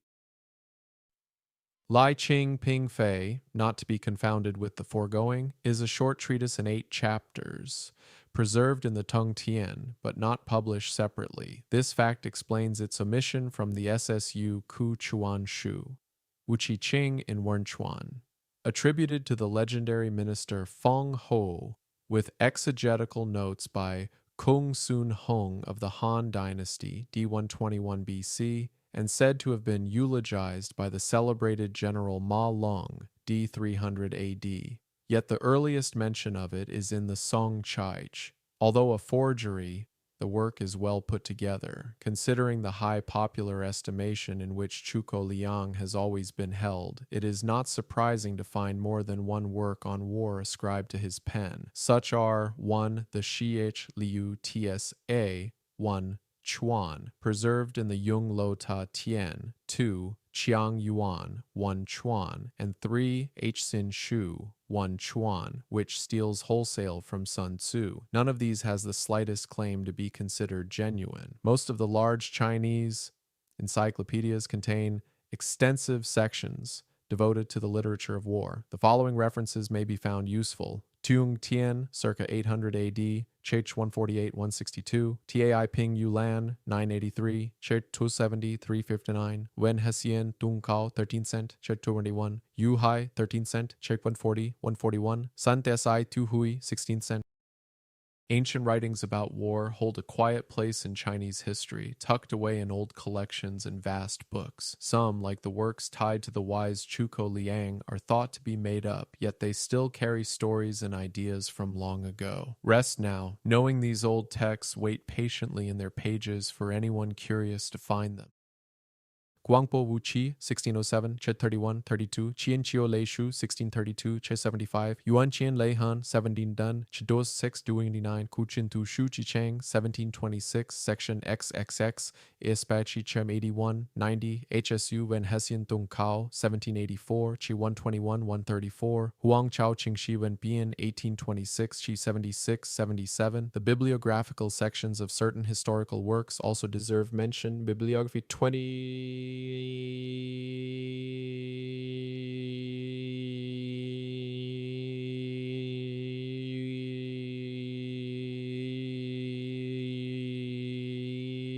Zui Shai Li Yu Deng Shu Chor Export Center Hasin Deng Shu Chai Express Sunset Sung Sha Chao Stoma to Chai H, circa 1150. Chut 68. To these, of course, must be added the great catalog of the Imperial Library, SSU Q Chiwan Shu Tsung Mu Tel Yao, 1790, Chut 99, 100. The previously mentioned works are the oldest Chinese treatises on war, after Sun Tzu. The notes on each have been drawn principally from the SSU Ku Chuan Shu Chfin Ming Mu Lu Ch 9 Fuller. Many ancient books from China, written long ago between the 13th and 18th centuries, quietly gather wisdom about war and strategy, following the teachings of a wise man named Sun Tzu. These writings, with names like Wen Xian Tung Kao and Suku Chuan Shu, hold stories and ideas from history, carefully listed in old catalogs and records. As you rest, imagine these old pages, whispering lessons from the past, guiding leaders and thinkers through time. 22 SQQ. Chapter 2, Laying Plans. Cao Kung, in defining the meaning of the Chinese for the title of this chapter, says it refers to the deliberations in the temple selected by the general for his temporary use, or as we should say, in his tent. See 26. 1. Sun Tzu said, "The art of war is of vital importance to the state." 2. It is a matter of life and death, a road either to safety or to ruin. Hence it is a subject of inquiry which can on no account be neglected. 3. The art of war, then, is governed by 5 constant factors to be taken into account in one's deliberations when seeking to determine the conditions obtaining in the field. 4. These are 1. The moral law, 2. Heaven, 3. Earth, 4. The commander, 5. Method and discipline. It appears from what follows that Sun Tzu means by moral law a principle of harmony, not unlike the Tao of Lao Tzu in its moral aspect. One might be tempted to render it by morale, were it not considered as an attribute of the ruler in SS 13. 5. 6. The moral law causes the people to be in complete accord with their ruler, so that they will follow him regardless of their lives, undismayed by any danger. Tu Yu quotes Wang Tzu as saying, without Sun Tzu, a wise thinker from long ago, spoke about the art of war as something deeply important to a country. It's like a path that can lead to safety or to great trouble, and so it must be thought about with care. He believed that a special kind of harmony, a bond between a leader and the people, helps everyone stand together, ready to face any challenge without fear. Constant practice, the officers will be nervous and undecided when mustering for battle. Without constant practice, the general will be wavering and irresolute when the crisis is at hand. 7. Heaven signifies night and day, cold and heat, times and seasons. The commentators, I think, make an unnecessary mystery of 2 words here. Mengshi refers to the hard and the soft waxing and waning of 29, chapter 2. Laying plans, 30 heaven. Wang Shi, however, may be right in saying that what is meant is the general economy of heaven, including the 5 elements, the 4 seasons, wind and clouds, and other phenomena. 8. Earth comprises distances, great and small, danger and security, open ground and narrow passes, the chances of life and death. 9. The commander stands for the virtues of wisdom, sincerely, benevolence, courage, and strictness. The 5 cardinal virtues of the Chinese are 1. Humanity or benevolence, 2. Uprightness of mind, 3. Self-respect, self-control or proper feeling, 4. Wisdom, 5. A wise teacher once said that without steady practice, soldiers and their leaders will feel unsure and shaky when the time for battle comes. Think of it like learning to ride a bike. If you don't keep trying, you'll wobble when it matters most. Let's rest on that thought now, feeling calm and ready for sleep. Heaven, in this old writing, means the changes around us, like day turning to night, or the warmth and chill of different times. It's like watching the sky shift with the seasons, quiet and steady. Close your eyes and picture that gentle change as you drift. Earth is about the land we walk on, with its far and near places, safe spots and risky ones, wide fields and tight paths. It's like knowing your way through a familiar forest, some parts easy, others tricky. Let that image settle in your mind, soft and still. The commander, the leader of men, carries important traits: wisdom to think clearly, kindness to care, bravery to stand firm, and fairness to guide. Picture a trusted grown-up who helps and protects, always steady. Rest with that comforting thought tonight. 5. Sincerity or good faith. Here, wisdom and sincerity are put before humanity or benevolence, and the 2 military virtues of courage and strictness substituted for uprightness of mind and self-respect, self-control, or proper feeling. 10. By method and discipline are to be understood the marshaling of the army in its proper subdivisions, the graduations of rank among the officers, the maintenance of roads by which supplies may reach the army, and the control of military expenditure. 1. These 5 heads should be familiar to every general. He who knows them will be victorious, he who knows them not will fail. 12. Therefore, in your deliberations, when seeking to determine the military conditions, let them be made the basis of a comparison in this wise. 13. 1. Which of the 2 sovereigns is imbued with the moral law, i.e., is in harmony with his subjects? Seth. 5. 2. Which of the 2 generals has most ability? 3. With whom lie the advantages derived from heaven and earth? CSS 7, 8. 4. On which side is discipline most rigorously enforced? Tumu alludes to the remarkable story of Cao Cao, AD 155-220, who was such a strict disciplinarian that once, in accordance with his own severe regulations against injury to standing crops, he condemned himself to death for having allowed him horse to shy into a field of corn. However, in lieu of losing his head, he was persuaded to satisfy his sense of justice by cutting off his hair. Cao Cao's own comment on the present passage: a wise leader in times of war must think about many things to guide their army well. They need to know how to organize their soldiers, keep the roads clear for food and supplies, and make sure everyone follows the rules with care, just like a farmer tends to every part of their field. Knowing these things brings strength and success, while forgetting them can lead to struggle, so a leader must always weigh these ideas gently in their mind. Is characteristically curt. When you lay down a law, see that it is not disobeyed. If it is disobeyed, the offender must be put to death.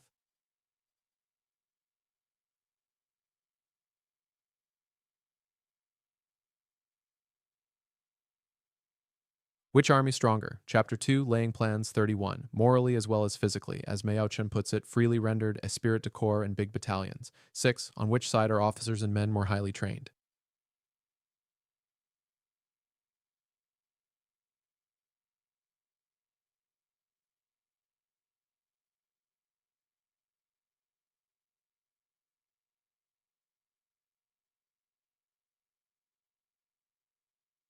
Quotes Wang Tzu as saying, without constant practice, the officers will be nervous and undecided when mustering for battle. Without constant practice, the general will be wavering and irresolute when the crisis is at hand. 7. In which army is there the greater constancy both in reward and punishment? On which side is there the most absolute certainty that merit will be early rewarded and misdeeds summarily punished? 14. By means of these 7 considerations, I can.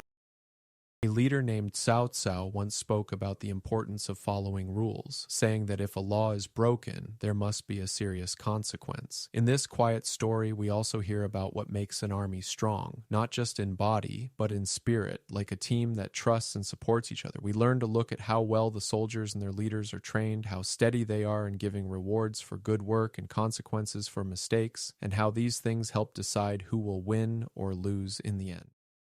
And forecast victory or defeat. 15. The general that hearkens to my counsel and acts upon it will conquer. Let such a one be retained in command.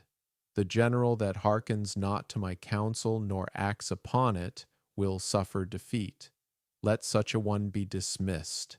The form of this paragraph reminds us that Sun Tzu's treatise was composed expressly for the benefit of his patron Ho Lu, king of the Wu state.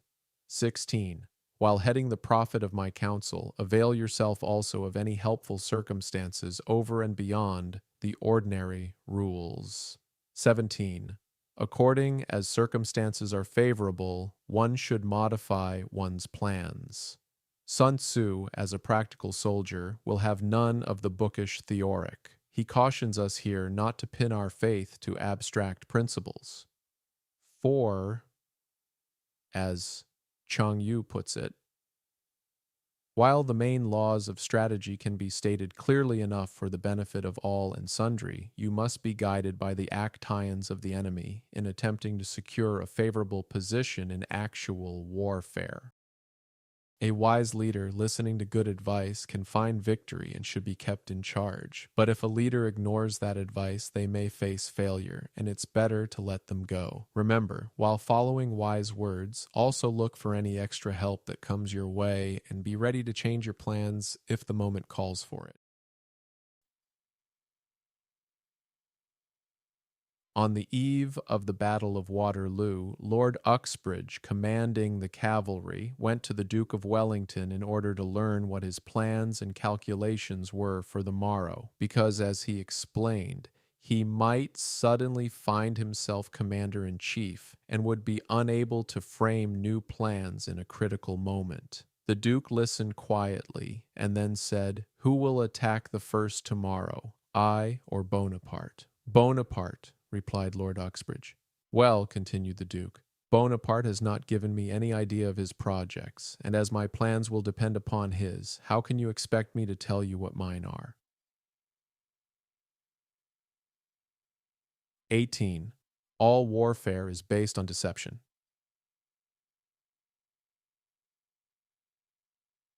Words on Wellington by Sir W. Fraser. Chapter 2. Laying Plans. 32.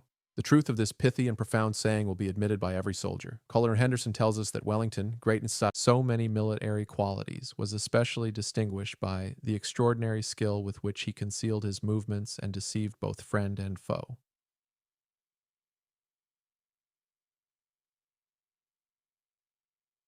"19.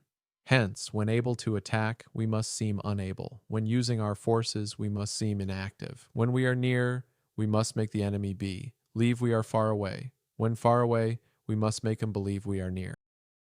Lord Uxbridge, a leader of soldiers on horseback, came to the Duke of Wellington on the night before a great battle, wanting to know the plans for the next day, just in case he had to take charge in a sudden moment. The Duke, speaking softly, reminded him that since their enemy Bonaparte hadn't shared his own plans, it was impossible to set their own in stone, for everything depended on the enemy's first move. This teaches us that in tough times, like in a battle, hiding your true steps and keeping others guessing can be the wisest way to stay safe. 20. Hold out baits to entice the enemy. Feign disorder and crush him. All commentators, except Chang Yu, say, when he is in disorder, crush him. It is more natural to suppose that Sun Tzu is still illustrating the uses of deception in war. 21. If he is secure at all points, be prepared for him. If he is in superior strength, evade him. 22. If your opponent is of choleric temper, seek to irritate him. Pretend to be weak, that he may grow arrogant. Wang Tzu, quoted by Tu Yu, says that the good tactician plays with his adversary as a cat plays with a mouse, first feigning weakness and immobility and then suddenly pouncing upon him. 23. If he is taking his ease, give him no rest. This is probably the meaning, though Mei Yao Chen has the note, while we are taking our ease, wait for the enemy to tire himself out. The Yu Lan has lure him on and tire him out. If his forces are united, separate them. Less plausible is the interpretation favored by most of the commentators. If sovereign and subject are in accord, put division between them. 24. Attack him where he is unprepared. Appear where you are not expected. 25. These military devices leading to victory. A wise leader in battle knows how to trick the enemy, pretending to be messy or weak, only to strike hard when least expected. If the enemy feels safe, stay ready for them. If they're stronger, slip away quietly. And if they're quick to anger, nudge them into rash mistakes. Keep them restless when they want peace.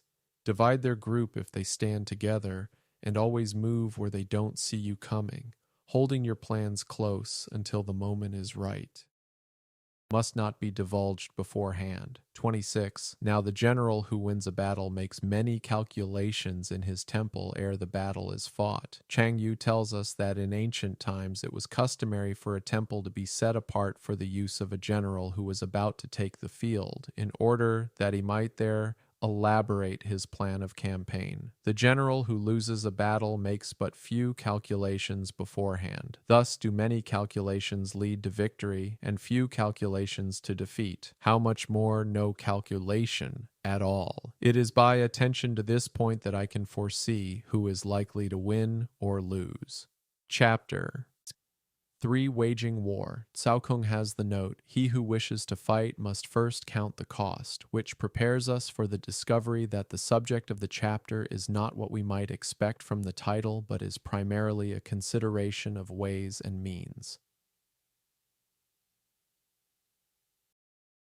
A wise leader, before going into battle, sits quietly and thinks through many plans in a calm, sacred place. This careful thinking, weighing every choice like a farmer counting seeds before planting, often brings success. Those who don't plan much, or not at all, find it harder to win, and their path grows heavy with loss. 1. Sun Tzu said, "In the operations of war, where there are in the field 1,000 swift chariots, as many heavy chariots, and 100,000 mail-clad soldiers, the swift chariots were lightly built, and according to Chang Yu, used for the attack. The heavy chariots were heavier and designed for purposes of defense. Li Chuan, it is true, says that the latter were light, but this seems hardly probable. It is interesting to note the analogies between early Chinese warfare and that of the Homeric Greeks. In each case, the war chariot was the important factor, forming as it did the nucleus round which was grouped a certain number of foot soldiers. With regard to the numbers given here, we are informed that each swift chariot was accompanied by 75 footmen, and each heavy chariot by 25 footmen, so that the whole army would be divided up into 1,000 battalions, each consist of 2 chariots and 100 men, with provisions enough to carry them a. Sun Tzu speaks of war as a vast effort, with thousands of fast chariots ready to charge forward, heavy ones built to protect, and a huge army of soldiers in armor standing by. Imagine a field filled with these chariots, each one surrounded by brave men on foot, working together like a family guarding their home. Their supplies are packed to last a long journey, enough to keep them strong through many miles of travel. 1,000 li.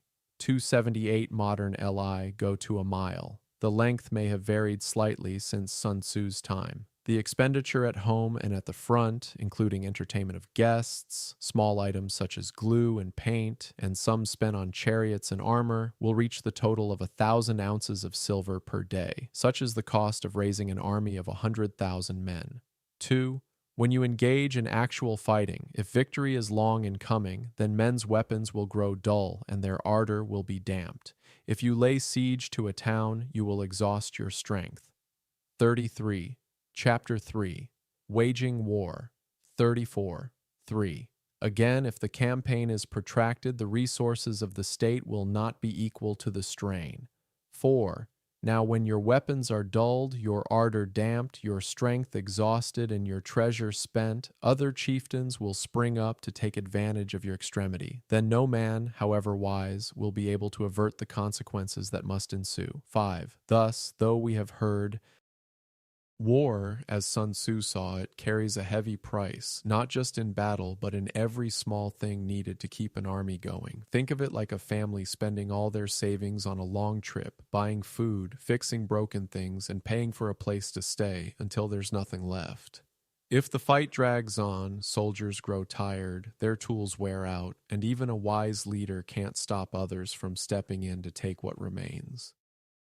Of stupid haste in war, cleverness has never been seen associated with long delays. This concise and difficult sentence is not well explained by any of the commentators. Cao Kung, Li Chuan, Meng Shi, Tu Yu, Tu Mu, and Mei Yaochen have notes to the effect that a general, though naturally stupid, may nevertheless conquer through sheer force of rapidity. Ho Shi says, haste may be stupid, but at any rate it saves expenditure of energy and treasure. Protracted operations may be very clever, but they bring calamity in their train. Wang Shi evades the difficulty by remarking, lengthy operations mean an army growing old, wealth being expended, an empty exchequer, and distress among the people. True cleverness ensures against the occurrence of such calamities. Chang Yu says, so long as victory can be attained, stupid haste is preferable to clever dilat oriness. Now Sun Tzu says nothing whatever, except possibly by implication, about ill-considered haste being better than ingenious but lengthy operations. What he does say is something much more guarded, namely that, while speed may sometimes be injudicious, tardiness can never be anything but foolish. And so, if only because it means impoverishment to the not. A wise thinker once spoke about the dangers of moving too slowly in times of war. He believed that waiting too long, even with clever plans, often brings trouble and weakness to a land, like a family running out of food and money by taking too long to decide on a simple task. Speed, though sometimes unwise, is less harmful than endless delay. And so we rest with this quiet thought tonight. Tian. In considering the point raised here by Sun Tzu, the classic example of Fabius Cunctator will inevitably occur to the mind. That general deliberately measured the endurance of Rome against that of Hannibal's isolated army, because it seemed to him that the latter was more likely to suffer from a long campaign in a strange country. But it is quite a moot question whether his tactics would have proved successful in the long run. Their reversal, it is true, led to Cannae, but this only establishes a negative presumption in their favor. 6. There is no instance of a country having benefited from prolonged warfare. 7. It is only one who is thoroughly acquainted with the evils of war that can thoroughly understand the profitable way of carrying it on, that is, with rapidity. Only one who knows the disastrous effects of a long war can realize the supreme importance of rapidity in bringing it to a close. Only 2 commentators seem to favor this interpretation, but it fits well into the logic of the context, whereas the rendering, he who does not know the evils of war cannot appreciate its benefits, is distinctly pointless. Chapter 3. Waging. A wise leader once thought about the dangers of long wars, as Sun Tzu teaches. He knew that dragging out a fight could wear down even the strongest army, much like a family growing tired from a never-ending argument at home. And so he understood that ending a battle quickly is often the kindest and smartest way, saving everyone from more pain.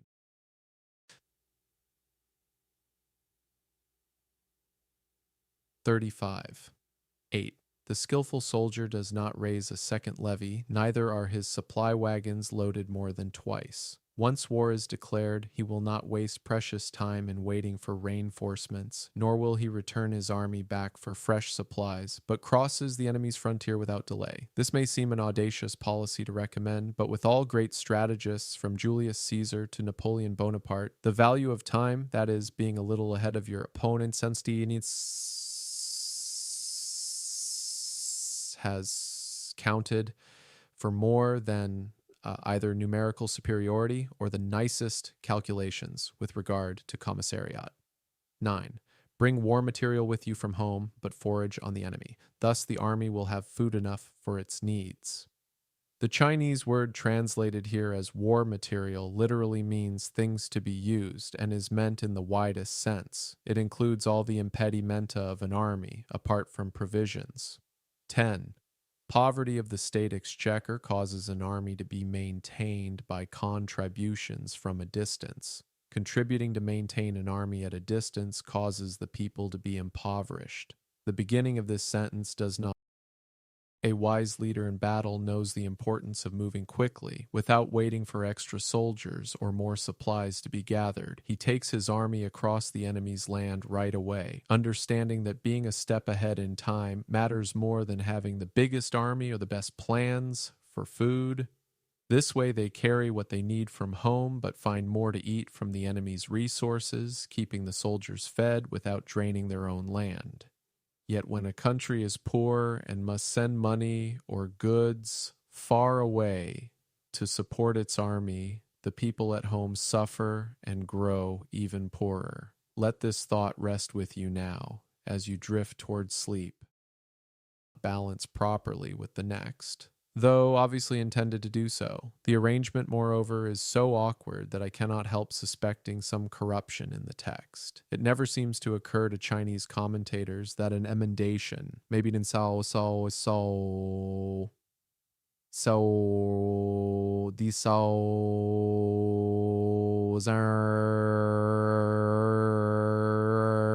and we get no help from them there. The Chinese words Sun Tzu used to indicate the cause of the people's impoverishment clearly have reference to some system by which the husbandmen sent their contributions of corn to the army direct. But why should it fall on them to maintain an army in this way, except because the state or government is too poor to do so? 11. On the other hand, the proximity of an army causes prices to go up, and high prices cause the people's substance to be drained away. Wang Shi says high prices occur before the army has left its own territory. Cao Kung understands it of an army that has already crossed the frontier. 12. When their substance is drained away, the peasantry will be afflicted by heavy exactions. 13. Armies, when they are close by, make things cost more for everyone. These high prices pull away the little that people have, leaving them with almost nothing. Soon the farmers and villagers feel the weight of extra taxes and burdens, quietly struggling to keep going. 14. With this loss of substance and exhaustion of strength, the homes of the people will be stripped bare, and 3/10 of their income will be dissipated.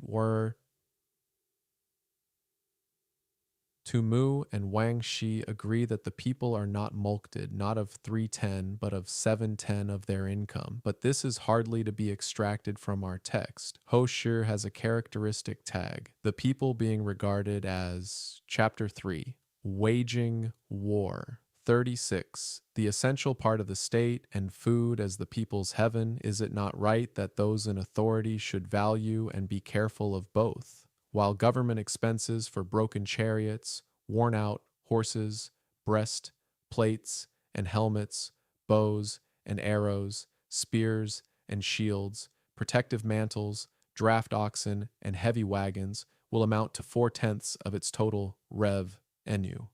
15. Hence, a wise general makes a point of foraging on the enemy. A wise leader knows that war takes so much from the people, draining their homes and using up much of what they earn. The costs of broken tools, tired animals, and all the gear needed for battle add up quietly, taking even more from the land. So, this leader looks to the enemy's resources to ease the burden, finding ways to take what is needed from them instead. One cart load of the enemy's provisions is equivalent to 20 of one's own, and likewise a single pickle of his provender is equivalent to 20 from one's own store, because 20 cartloads will be consumed in the process of transporting one cartload to the front. A picul is a unit of measure equal to 133.3 pounds, 65.5 kilograms. 16. Now, in order to kill the enemy, our men must be roused to anger. That there may be advantage from defeating the enemy, they must have their rewards.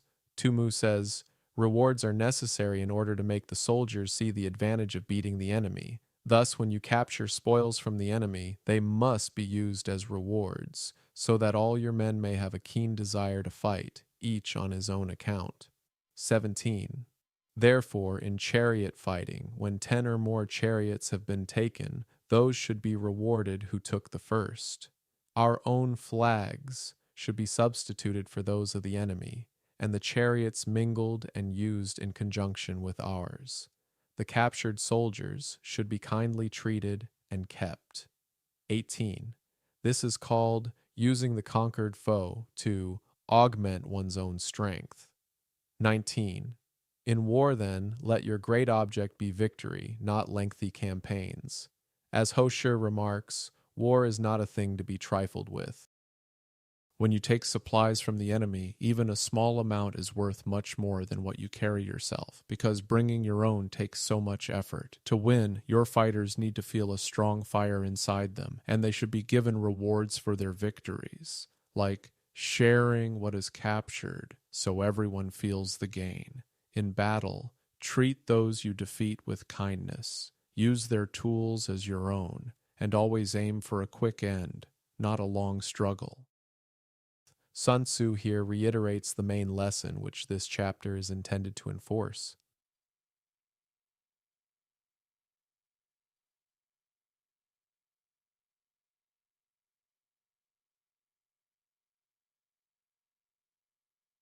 Thus, it may be known that the leader of armies is the arbiter of the people's fate, the man on whom it depends whether the nation shall be in peace or in peril. Chapter 4: Attack by Stratagem. Sun Tzu said, "In the practical art of war, the best thing of all is to take the enemy's country whole and intact. To shatter and destroy it is not so good. So too it is better to recapture an army entire than to destroy it. To capture a regiment, a detachment, or a company entire than to destroy them." The equivalent to an army corps, according to Suma Fa, consisted nominally of 2,500 men. According to Cao Kung, the equivalent of a regiment contained 500 men.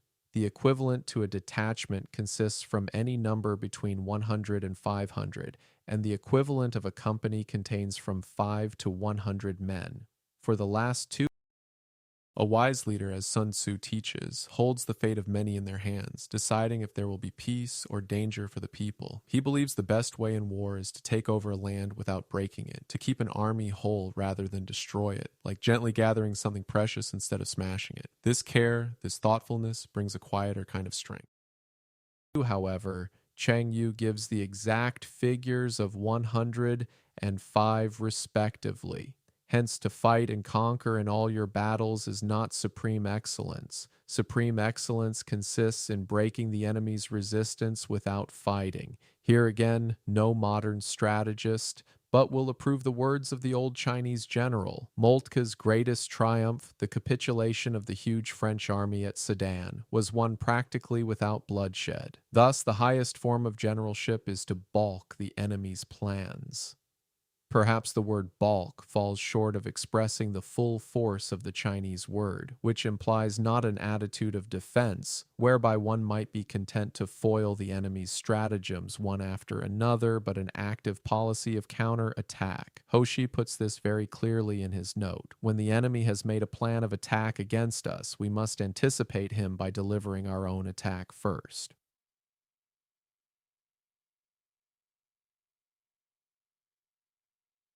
The next best is to prevent the junction of the enemy's force.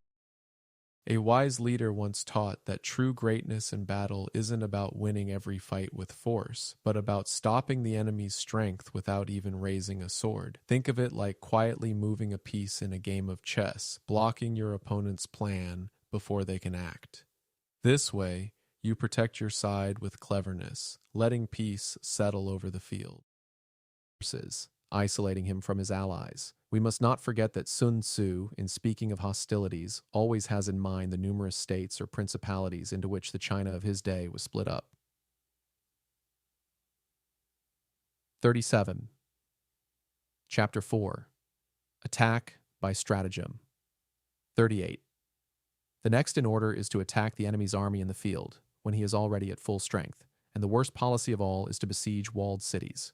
4. The rule is not to besiege walled cities if it can possibly be avoided. Another sound piece of military theory, had the Boers acted upon it in 1899 and refrained from dissipating their strength before Kimberley, Mafeking, or even Ladysmith, it is more than probable that they would have been masters of the situation before the British were ready seriously to oppose them. The preparation of mantlets, movable shelters, and various implements of war will take up 3 whole months. It is not quite clear what the Chinese word here translated as mantlet Sun Tzu, a wise thinker from long ago, spoke about war in a time when China was divided into many small lands. He believed that the best way to fight was to face the enemy's army directly in the open, rather than trapping yourself by surrounding their strong, walled cities. Taking time to prepare tools and shelters for such a battle could slow you down for months, and he gently warned against this heavy burden. As described. Cao Kong simply defines them as large shields, but we get a better idea of them from Li Chuan, who says they were to protect the heads of those who were assaulting the city walls at close quarters. This seems to suggest a sort of Roman testudo, ready-made. Tumu says they were wheeled vehicles used in repelling attacks, but this is denied by Qian Hao, see Supra, Tsukao. 14. The name is also applied to turrets on city walls. Of the movable shelters, we get a fairly clear description from several commentators. They were wooden missile-proof structures on 4 wheels, propelled from within, covered over with raw hides, and used in sieges to convey parties of men to and from the walls for the purpose of filling up the encircling moat with earth. Tumu adds that they are now called wooden donkeys. And the piling up of mounds over against the walls will take 3 months more. These were great mounds or ramparts of earth heaped up to the level of the enemy's walls in order to discover the weak points in the defense and also to destroy the fortified turrets mentioned in the preceding.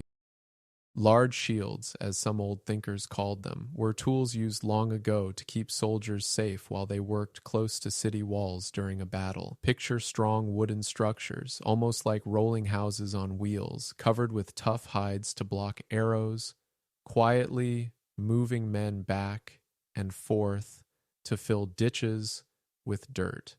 These shields, sometimes named wooden donkeys, helped protect and build paths, while mounds of earth were slowly piled high to spot weak places in the enemy's defense. Note 5. The general, unable to control his irritation, will launch his men to the assault like swarming ants. This vivid simile of Cao Kong is taken from the spectacle of an army of ants climbing a wall. The meaning is that the general, losing patience at the long delay, may make a premature attempt to storm the place before his engines of war are ready, with the result that 1/3 of his men are slain, while the town still remains untaken. Such are the disastrous effects of a siege. Chapter 4. Attack by Stratagem. 39. We are reminded of the terrible losses of the Japanese before Port Arthur in the most recent siege which history has to record. 6. Therefore, the skillful leader subdues the enemy's troops without any fighting. He captures their cities without laying siege to them. He overthrows their kingdom without lengthy operations in the field. Qianlin notes that he only overthrows the government but does no harm to individuals. The classical instance is Wu Wang, who after having put an end to the Yin dynasty was acclaimed father and mother of the people.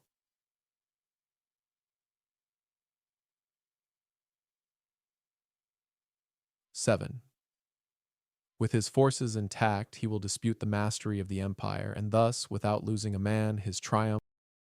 A tired general, frustrated by waiting, might send his soldiers rushing forward like tiny ants climbing a wall, even when his plans and tools aren't ready. Many of his men could be lost in this hurry, while the town they fight for stays out of reach, showing how painful and sad a long battle can be. A wise leader, though, finds a way to win without fighting, taking over places and power with care, keeping everyone safe, and bringing peace without a single loss.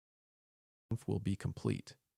Owing to the double meanings in the Chinese text, the latter part of the sentence is susceptible of quite a different meaning, and thus, the weapon not being blunted by use, its keenness remains perfect. This is the method of attacking by stratagem. 8. It is the rule in war, if our forces are 10 to the enemy's 1, to surround him. If 5 to 1, to attack him, straightway, without waiting for any further advantage. If twice as numerous, to divide our army into two. Tumu takes exception to the saying, and at first sight indeed, it appears to violate a fundamental principle of war. Cao Kung, however, gives a clue to Sun Tzu's meaning. Being two to the enemy's one, we may use one part of our army in the regular way, and the other for some special diversion. Chang Yu thus further elucidates the point. If our war, in its quiet and careful planning, often hides different ways to understand a single idea. Sometimes it's said that a weapon stays sharp if it's not worn down by too much use, keeping its edge just right, and when your army is much larger than the enemy's. You might surround them if you're 10 times stronger, strike if you're 5 times stronger, or split your forces into 2 gentle paths if you're only twice as many, finding a balance between steady moves and clever surprises. Force is twice as numerous as that of the enemy. It should be split up into 2 divisions, one to meet the enemy in front, and one to fall upon his rear. If he replies to the frontal attack, he may be crushed from behind. If to the rearward attack, he may be crushed in front. This is what is meant by saying that one part may be used in the regular way and the other for some special diversion. Tu Mu does not understand that dividing one's army is simply an irregular, just as concentrating it is the regular strategical method, and he is too hasty in calling this a mistake. 9. If equally matched, we can offer battle. Li Qiuan, followed by Ho Shi, gives the following paraphrase: if attackers and attacked are equally matched in strength, only the able general will fight. If slightly inferior in numbers, we can avoid the enemy.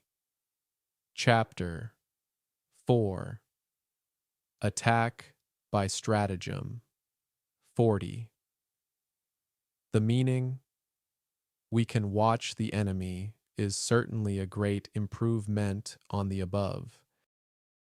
A wise leader once shared a quiet thought about facing an enemy. If your group is much larger, split it gently into 2 parts, one to stand bravely in front and the other to come softly from behind, catching the enemy by surprise no matter where they turn. And if your numbers are close or a little less, it's often wiser to wait, to watch with patience, letting the right moment guide you.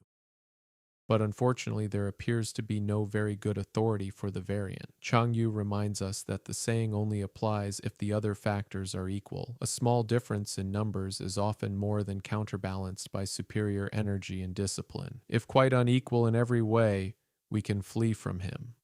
10. Hence, though an obstinate fight may be made by a small force, in the end it must be captured by the larger force. 1.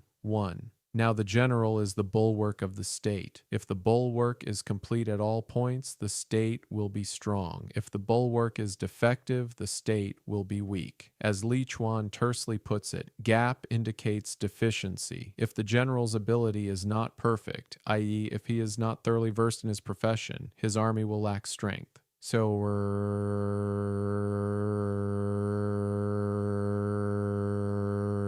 12. There are 3 ways in which a ruler can bring misfortune upon his army. 13. 1. By commanding the army to advance or to retreat, being ignorant of the fact that it cannot obey. This is called hobbling the army. Li Chuan adds the comment, it is like tying together the legs of a Thor oakbread so that it is unable to gallop. One would naturally think of the ruler in this passage as being at home and trying to direct the movements of his army from a distance, but the commentators understand just the A wise leader once taught that even a small group of fighters can stand strong for a while, but if the other side is much bigger, they will eventually win. If things are too uneven, it's better to step away and not fight at all. And remember, a ruler must be careful not to tie down their army with orders that can't be followed, like asking a fast horse to run with its legs bound. Verse, and quote the saying of Tai Kung, a kingdom should not be governed from without, an army should not be directed from within. Of course, it is true that during an engagement or when in close touch with the enemy, the general should not be in the thick of his own troops, but a little distance apart. Otherwise, he will be liable to misjudge the position as a whole and give wrong orders. 14. 2. By attempting to govern an army in the same way as he administers a kingdom, being ignorant of the conditions which obtain in an army. This causes restlessness in the soldiers' minds. Cao Kung's note is freely translated. The military sphere and the civil sphere are wholly distinct. You can't handle an army in kid gloves. And Chang Yu says, humanity and justice are the principles on which to govern a state, but not an army. Opportunism and flexibility, on the other hand, are military. A wise teacher once shared an old saying that a kingdom must be guided by its own ruler from within, while an army should be led by someone standing a little apart, not caught in the middle of the fight. If a leader tries to command soldiers the same way they manage a peaceful town, not understanding the unique challenges of battle, it can make the soldiers feel uneasy and unsure. Let this thought rest with you now as you drift into quiet dreams. Rather than civil virtues to assimilate the governing of an army to that of a state, understood. 15. 3. By employing the officers of his army without discrimination, that is, he is not careful to use the right man in the right place. Chapter 4. Attack by Stratagem. 41. Through ignorance of the minutary principle of adaptation to circumstances. This shakes the confidence of the soldiers. I follow Mei Yao Chen here. The other commentators refer not to the ruler, as in SS 13:14, but to the officers he employs. Thus, Tu Yu says, if a general is ignorant of the principle of adaptability, he must not be entrusted with a position of authority. Tu Mu quotes, the skillful employer of men will employ the wise man, the brave man, the covetous man, and the stupid man. For the wise man delights in establishing his merit. The brave man likes to show his courage in action. The covetous man is quick at seizing advantages. And the stupid man has no fear of death. 16. But when the army is restless and distrustful, trouble is sure to come from the other feudal princes. This is simply bringing. A wise leader knows that guiding an army is much like tending a garden, where each plant needs the right spot to grow. If the leader doesn't choose the best person for each task, placing them where their strengths can shine, the soldiers start to doubt and feel uneasy. And when doubt creeps in, trouble often follows, stirring unrest and making success slip quietly away. Anarchy into the army and flinging victory away. 17. Thus we may know that there are 5 essentials for victory. 1. He will win who knows when to fight and when not to fight. Chang Yu says, if he can fight, he advances and takes the offensive. If he cannot fight, he retreats and remains on the defensive. He will invariably conquer who knows whether it is right to take the offensive or the defensive. 2. He will win who knows how to handle both superior and inferior forces. This is not merely the general's ability to estimate numbers correctly, as Li Chuan and others make out. Chang Yu expounds the saying more sat is factorally. By applying the art of war, it is possible with a lesser force to defeat a greater, and vice versa. The secret lies in an eye for locality and in not letting the right moment slip. Thus, Wu Tzu says, with a superior force, make for easy ground, with an inferior one, make for difficult ground. 3. He will win whose armies animated by the same spirit throughout all its ranks. 4. He will win who, prepared himself, waits to take the enemy unprepared. 5. A wise leader once shared that there are 5 key ways to find success in a challenge. First, victory comes to those who know the right time to act and the right time to hold back, like choosing when to step forward or stay safe in a game. It's also about guiding both strong and weak teams with care, understanding the land, and waiting patiently for the perfect moment to move, while keeping everyone united in spirit and ready together. He will win who has military capacity and is not interfered with by the sovereign. Tu Yu quotes Wang Tzu as saying, "Oh, it is the sovereign's function to give broad instructions, but to decide on battle it is the function of the general." It is needless to dilate on the military disasters which have been caused by undue interference with operations in the field on the part of the home government. Napoleon undoubtedly owed much of his extraordinary success to the fact that he was not hampered by central authority. Chapter 4. Attack by Stratagem. 42:18. Hence the saying, if you know the enemy and know yourself, you need not fear the result of 100 battles. If you know yourself but not the enemy, for every victory gained, you will also suffer a defeat. Li Chuan cites the case of Fu Qian, Prince of Qin, who in 309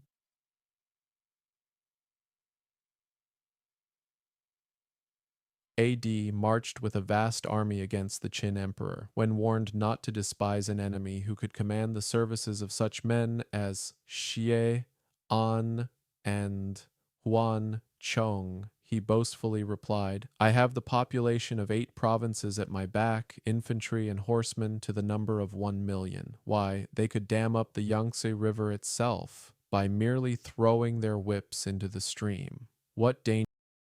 A wise leader knows that victory in battle comes from trusting the general's skill, without meddling from those in power far away. Think of a gardener tending to plants, knowing just when to water or trim, while the owner of the land stays back and lets the work happen. It's also true that understanding both your own strengths and the other side's ways means you can face many challenges without fear, resting easy in that quiet confidence.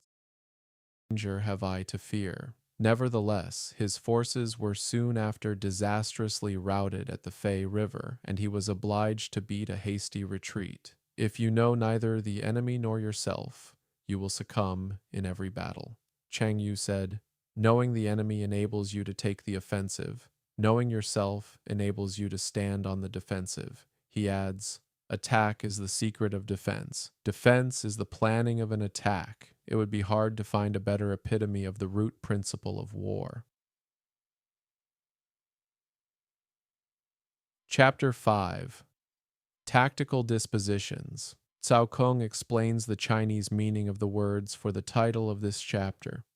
Marching and counter-marching on the part of the two armies with a view to discov airing each other's condition. Tumu says, it is through the dispositions of an army that its condition may be discovered. Conceal your dispositions. Your condition will remain secret, which leads to victory. Show your dispositions, and your condition will become patent, which leads to defeat. Wang Shi remarks that the good general can. A wise leader once spoke of the importance of understanding both yourself and those you face in a challenge. If you don't know your own strengths or the ways of your opponent, every struggle will be hard to win, like trying to find your way in a dark forest without a map. Let this thought rest with you now as you drift towards sleep. Sexy secure success by modifying his tactics to meet those of the enemy. 1. Sun Tzu said, the good fighters of old first put themselves beyond the possibility of defeat and then waited for an opportunity of defeating the enemy. 2. To secure ourselves against defeat lies in our own hands, but the opportunity of defeating the enemy is provided by the enemy himself. That is, of course, by a mistake on the enemy's part. 3. Thus, the good fighter is able to secure himself against defeat. Chang Yu says this is by concealing the disposition of his troops, covering up his tracks, and taking unremitting precautions, but cannot make certain of defeating the enemy. 4. Hence the saying, one may know how to conquer without being able to do it. 5. Security against defeat implies defensive tactics. Ability to defeat the enemy means taking the offensive. I retain the sense found in a similar passage in SS 1-3, in spite of the fact that the commentators are all against me. The meaning they give, he who cannot conquer takes the defensive, is plausible enough. 43. Chapters. Tactical Dispositions. 44:6. Standing on the defensive Wise fighters from long ago, as Sun Tzu tells us, first made sure they could not be beaten, quietly building their defenses like a turtle hiding in its shell. They waited patiently for the enemy to make a mistake, a small slip that opened a door to strike back. In this way, they protect themselves with care, though victory was never promised, only hoped for in the stillness of waiting. Indicates insufficient strength. Attacking. A su. Parabundance of strength. 7. The general who is skilled in defense hides in the most secret recesses of the earth. Literally, hides under the ninth earth, which is a metaphor indicating the utmost secrecy and concealment, so that the enemy may not know his whereabouts. He who is skilled in attack flashes forth from the topmost heights of heaven. Another metaphor implying that he falls on his adversary like a thunderbolt, against which there is no time to prepare. This is the opinion of most of the commentators. Thus, on the one hand, we have ability to protect ourselves. On the other, a victory that is complete. 8. To see victory only when it is within the ken of the common herd is not the acme of excellence. As Cao Kung remarks, the thing is to see the plant before it has germinated, to foresee the event before the action has begun. Li Chuan alludes to the story of Han Xin, who, when about to attack the vastly superior army of Chao, which was strongly entrenched in the city of Chang'an, said to his officers, "Gentlemen, we are going to annihilate the enemy, and shall..." A wise leader who knows how to defend stays hidden, tucked away like a treasure buried deep under the ground where no one can find it. When it's time to strike, this leader moves fast and bold, coming down like a sudden storm from the highest hill, catching everyone off guard. This way, they keep themselves safe while also finding a quiet, sure path to win, long before anyone else can even see the victory taking shape. Meet again at dinner. The officers hardly took his words seriously and gave a very dubious assent, but Han Xin had already worked out in his mind the details of a clever stratagem, whereby, as he foresaw, he was able to capture the city and inflict a crushing defeat on his adversary.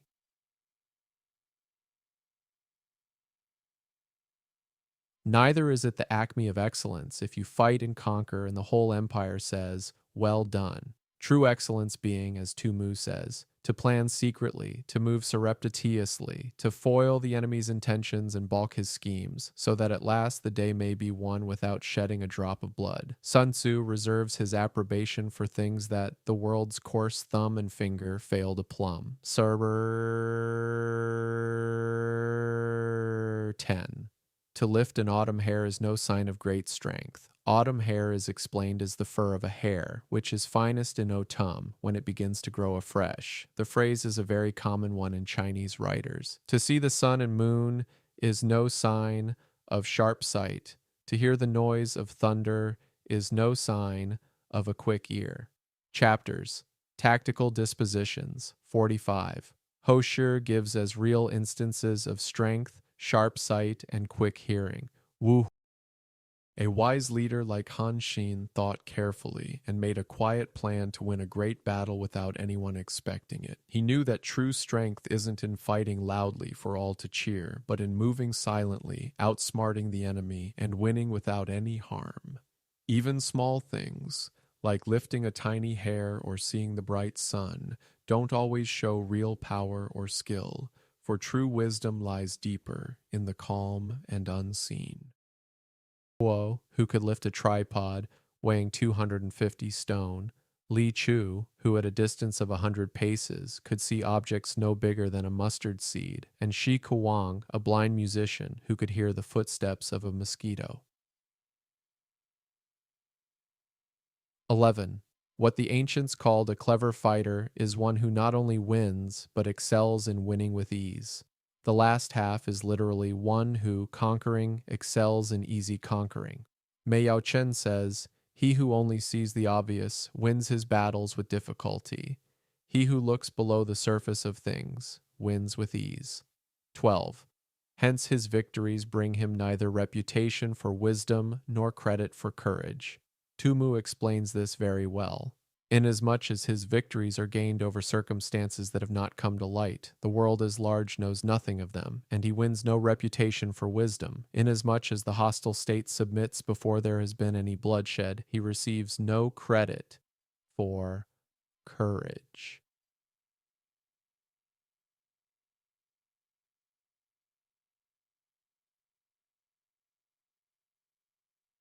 He wins his battles by making no mistakes. Chen Hao says, he plans no superfluous marches. A wise fighter, as the ancients described, is someone who doesn't just win, but finds a way to win without struggle, almost as if it's as simple as walking through an open door. They see beyond what's easy to notice, understanding hidden things, much like spotting a tiny pebble in a wide field before anyone else does. Their victories come quietly, without loud praise for being clever or brave, because they avoid mistakes and make everything seem effortless, like a gentle stream flowing downhill. Devises no futile attacks. Wenmuri, Wenner, The connection of ideas is thus explained by Chang Yu. One who seeks to conquer by sheer strength, clever though he may be at winning pitched battles, is also liable on occasion to be vanquished, whereas he who can look into the future and discern conditions that are not yet manifest will never make a blunder and therefore invariably win. Making no mistakes is what establishes the certainty of victory, for it means conquering an enemy that is already defeated. 14.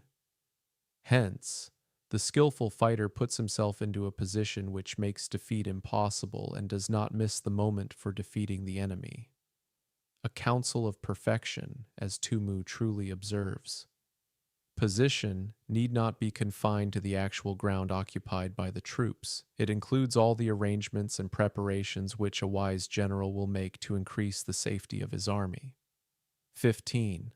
Thus it is that in war the victorious strategist only seeks battle after the victory has been won, whereas he who is destined to defeat first fights and afterwards looks for victory. Hosha thus expounds the paradox. In warfare, first lay plans which will ensure victory, and then lead your army to battle. If you will not begin with stratagem but rely on brute strength alone, victory will no longer be assured.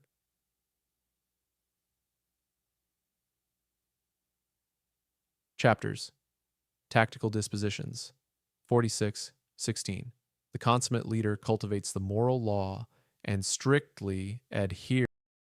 A wise leader in battle thinks ahead, seeing what others cannot yet see, and plans carefully to avoid any mistakes. By preparing well and choosing the right moment to act, this leader makes defeat impossible, like building a strong, safe house before a storm comes. Victory in this way feels certain even before the fight begins. To method and discipline. Thus, it is in his power to control success. 17. In respect of military method, we have firstly, measurement, secondly, estimation of quantity, thirdly, calculation, fourthly, balancing of chances, fifthly, victory. 18. Measurement owes its existence to earth, estimation of quantity to mies, urement, calculation to estimation of quantity, balancing of chances to calculation, and victory to balancing of chances. It is not easy to distinguish the four terms very clearly in the Chinese. The first seems to be surveying and measurement of the ground, which enable us to form an estimate of the enemy's strength and to make calculations based on the data thus obtained. We are thus led to a general weighing up, or comparison of the enemy's chances with our own. If the latter turn the scale, then victory ensues.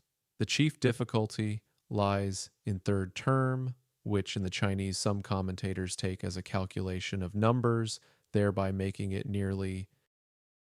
A true leader in their quiet wisdom builds a sense of right and wrong among their people and holds tightly to clear rules and order so they can guide the path to success. Think of it like a gardener who carefully measures the soil, checks how much water is needed, thinks about the best way to plant, weighs the chances of a good harvest, and finally sees the flowers bloom. It's a gentle step-by-step journey, each part resting on the one before, leading to a peaceful triumph.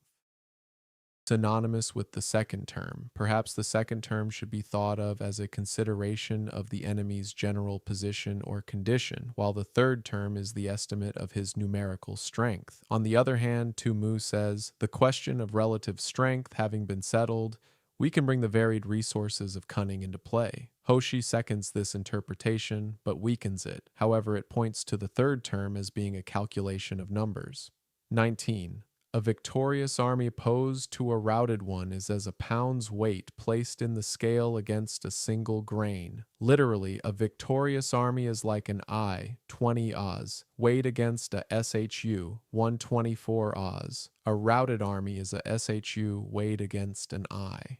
The point is simply the enormous advantage which a disciplined force, flushed with victory, has over one demoralized by defeat. Legge, in his note on Mencaius, I2 makes the I to be 24 Chinese ounces, and corrects Chu Si's statement that it equaled 20 Oz only, but Li Chuan of the Tang dynasty here gives the same figure as Chu Si, 20. The onrush of a conquering force is like the bursting of pent-up waters into a chasm 1,000 fathoms. A wise leader thinks carefully about the enemy, looking at their overall situation with one kind of thought and counting their numbers with another. Victory, when it comes, feels like a heavy weight tipping a scale against a tiny speck, showing how a strong, united army can easily overcome one that's broken and lost. Let this image rest with you, a quiet reminder of strength and balance as you drift into sleep. Deep. Chapter 6. Energy. Sun Tzu said, the control of a large force is the same principle as the control of a few men. It is merely a question of dividing up their numbers, that is, cutting up the army into regiments, companies, etc., with subordinate officers in command of each. Tu Mu reminds us of Han Xin's famous reply to the first Han emperor, who once said to him, how large an army do you think I could lead? Not more than 100,000 men, Your Majesty. And you? Asked the emperor. Oh, he answered, the more the better. Fighting with a large army under your command is nowise different from fighting with a small one. It is merely a question of instituting signs and signals. To ensure that your whole host may withstand the brunt of the enemy's attack and remain unshaken, this is effected by maneuvers direct and indirect. We now come to one of the most interesting parts of Sun Tzu's treatise, the discussion of the Cheng and the CHT, as it is by no means easy to grasp the full. A powerful army, when it moves forward, feels like a mighty river breaking through a dam, rushing into a deep, endless valley. Leading a huge group of soldiers, or just a small band, follows the same quiet idea. It's all about splitting them into smaller teams, each with someone to guide them. Whether the group is big or small, you keep them steady and strong with clear signals and careful plans, ready to face any challenge without faltering.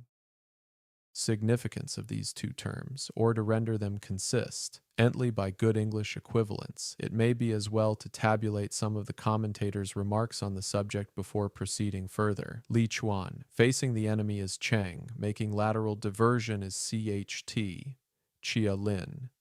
In presence of the enemy, your troops should be arrayed in normal fashion, but in order to secure victory, abnormal maneuvers must be employed. Mei Yao Chen. CHT is active, Cheng is passive. Passivity means waiting for an opportunity. Activity being the victory itself. Ho Shi. We must cause the enemy to regard our straightforward attack as one that is secretly designed and vice versa. Thus Cheng may also be CHT, and CHT may also be Cheng. He instances the famous exploit of Han Xin, who when marching ostensibly against Lin Chin, now Chao I 47.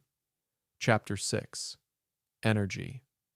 48 in Shenxi suddenly threw a large force across the Yellow River in wooden tubs, utterly disconcerting his opponent. Qian Han Shu, Qianer 3. Here we are told the march on Lin Chin was Chang, and the surprise maneuver was Chi. Chang Yu gives the following summary of opinions on the words. Military writers do not agree with regard to the meaning of Chi and Chang. Wei Le Tzu, 4th centuries BC, says, direct ancient thinkers, in their quiet wisdom, spoke of two ways to face an enemy, called Chung and Chi. Chung is the straight path, like walking directly towards someone with clear steps, while Chi is the side path, like slipping around quietly to surprise them. These wise voices remind us that sometimes, to find peace or victory, we mix the two, hiding one inside the other, as a gentle river hides its deeper currents. Warfare favors frontal attacks, indirect warfare attacks from the rear. Cao Kong says, going straight out to join battle is a direct operation. Appearing on the enemy's rear is an indirect maneuver. Li Wei Kung, 6th and 7th cent AD, Shao's, says, in war to march straight ahead is Chang. Turning movements, on the other hand, are Chi. These writers simply regard Chang as Chang and Che as Che. They do not note that the two are mutually interchangeable and run into each other like the two sides of a circle. See Infra SS 11. A comment on the Tang Emperor Tai Tsung goes to the root of the matter. A Chai maneuver may be Chang. If we make the enemy look upon it as Chang, then our real attack will be Chi and vice versa. The whole secret lies in confusing the enemy so that he cannot fathom our real intent.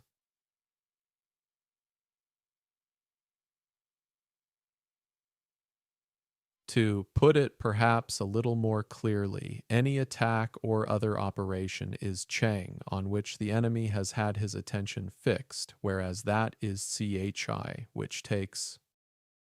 War, as these ancient thinkers describe it, can be fought in two quiet ways. Some choose a straight path, meeting the enemy head on, while others slip around to surprise from behind, catching them off guard. It's all about keeping the enemy unsure, gently mixing up what they expect so they never quite know where the real move will come from. Him by surprise or comes from an unexpected quarter. If the enemy perceives a movement which is meant to be Chi Chanao it immediately becomes Chang. 4. That the impact of your army may be like a grindstone dashed against an egg. This is affected by the science of weak points and strong. 5. In all fighting, the direct method may be used for joining battle, but indirect methods will be needed in order to secure victory. Chang Yu says, steadily develop indirect tactics, either by pounding the enemy's flanks or falling on his rear. A brilliant example of indirect tactics which decided the fortunes of a campaign was Lord Robert's night march round the Pewar Kotal in the Second Afghan War. 6. Indirect tactics, efficiently applied, are inexhaustible as heaven and earth, unending as the flow of rivers and streams. Like the sun and moon, they end, but to begin anew. Like the 4 seasons, they pass away to return once more. Tu Yu and Chang Yu understand this of the permutations of Chi and Chang. A wise leader knows that surprising the enemy can turn the tide of a battle, making what seems unusual become the key to strength. Think of it as finding a hidden path in a forest, one the other side never expects, and using it to gain the upper hand. Victory often comes not from a straight fight, but from quiet, clever ways, like moving silently around to strike where they are weakest, always changing and flowing like a gentle river that never stops.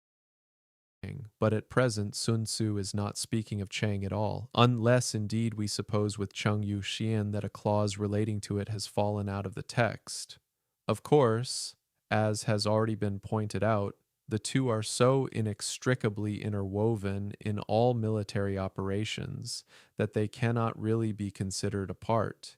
Here we simply have an expression in figurative language of the almost infinite resource of a great leader. 41 years in India, Cleopatra 46.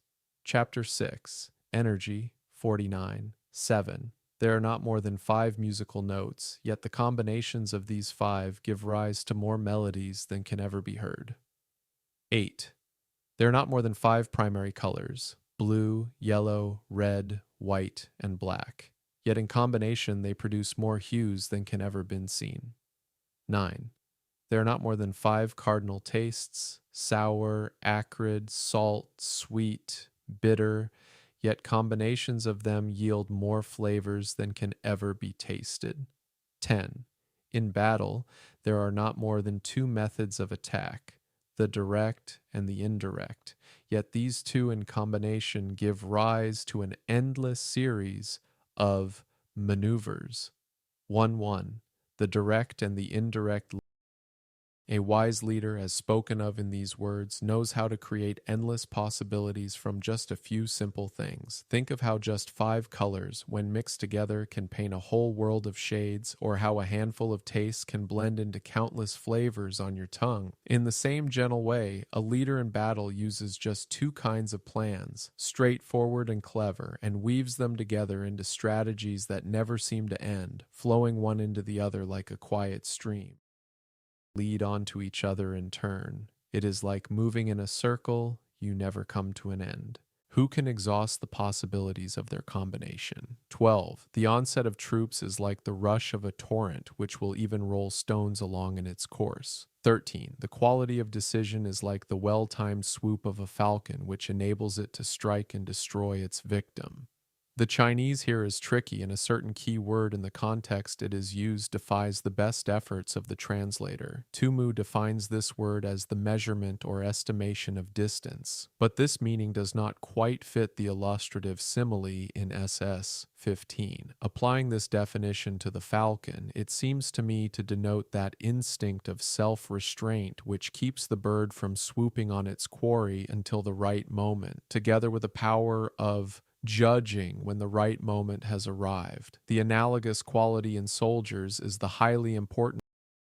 A wise leader moves like a circle, always flowing without a clear end, finding new ways to blend ideas and actions together. Think of troops rushing forward like a strong river, powerful enough to push even heavy stones along its path. And a good decision feels like a falcon waiting patiently, knowing just the right moment to dive and catch its prey with perfect timing.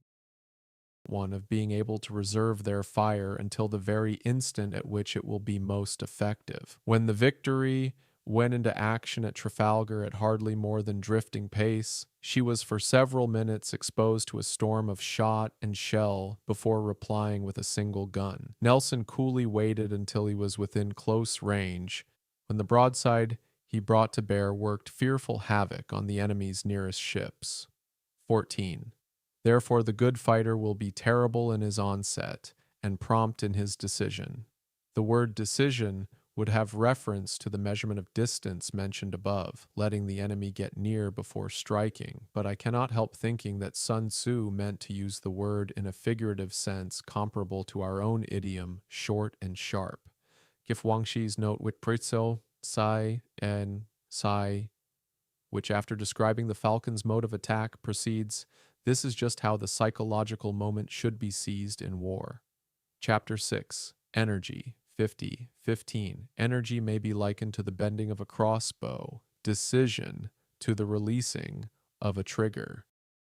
Soldiers, much like patient hunters, must wait for the perfect moment to act, holding back until their strike will do the most good. Imagine a ship, slow and steady, taking heavy blows yet staying quiet, waiting until it's close enough to hit hard and true, just as a wise leader once did in a great battle long ago. Their strength builds like a bow being pulled tight, and their choice to act is like letting the arrow fly, quick and sure, at just the right time. None of the commentators seem to grasp the real point of the simile of energy and the force stored up in the bent crossbow until released by the finger on the trigger. 16. Amid the turmoil and tumult of battle, there may be seeming disorder and yet no real disorder at all. Amid confusion and chaos, your array may be without head or tail, yet it will be proof against defeat. Mayo Chen says, so the subdivisions of the army having been previously fixed and the various signals agreed upon, the separating and joining, the dispersing and collecting which will take place in the course of a battle may give the appearance of disorder when no real disorder is possible. Your formation may be without head or tail, your dispositions all topsy-turvy, and yet a rout of your forces quite out of the question. 17. Simulated disorder postulates perfect discipline. Simulated fear postulates courage. Simulated weakness postulates strength. In order to make the translation intelligible, it is necessary to tone down the a wise leader once spoke of battle, describing how things might look wild and messy, yet still hold a hidden order. Even when an army seems scattered with no clear front or back, it can remain strong and unbroken thanks to careful plans and secret signals. All of this rests on true strength and discipline, quietly hiding beneath the surface. Sharply paradoxical form of the original. So Kung throws out a hint of the meaning in his brief note. These things all serve to destroy formation and conceal one's condition. But Tu Mu is the first to put it quite plainly. If you wish to feign confusion in order to lure the enemy on, you must first have perfect discipline. If you wish to display timidity in order to entrap the enemy, you must have extreme courage. If you wish to parade your weakness in order to make the enemy overconfident, you must have exceeding strength. 18.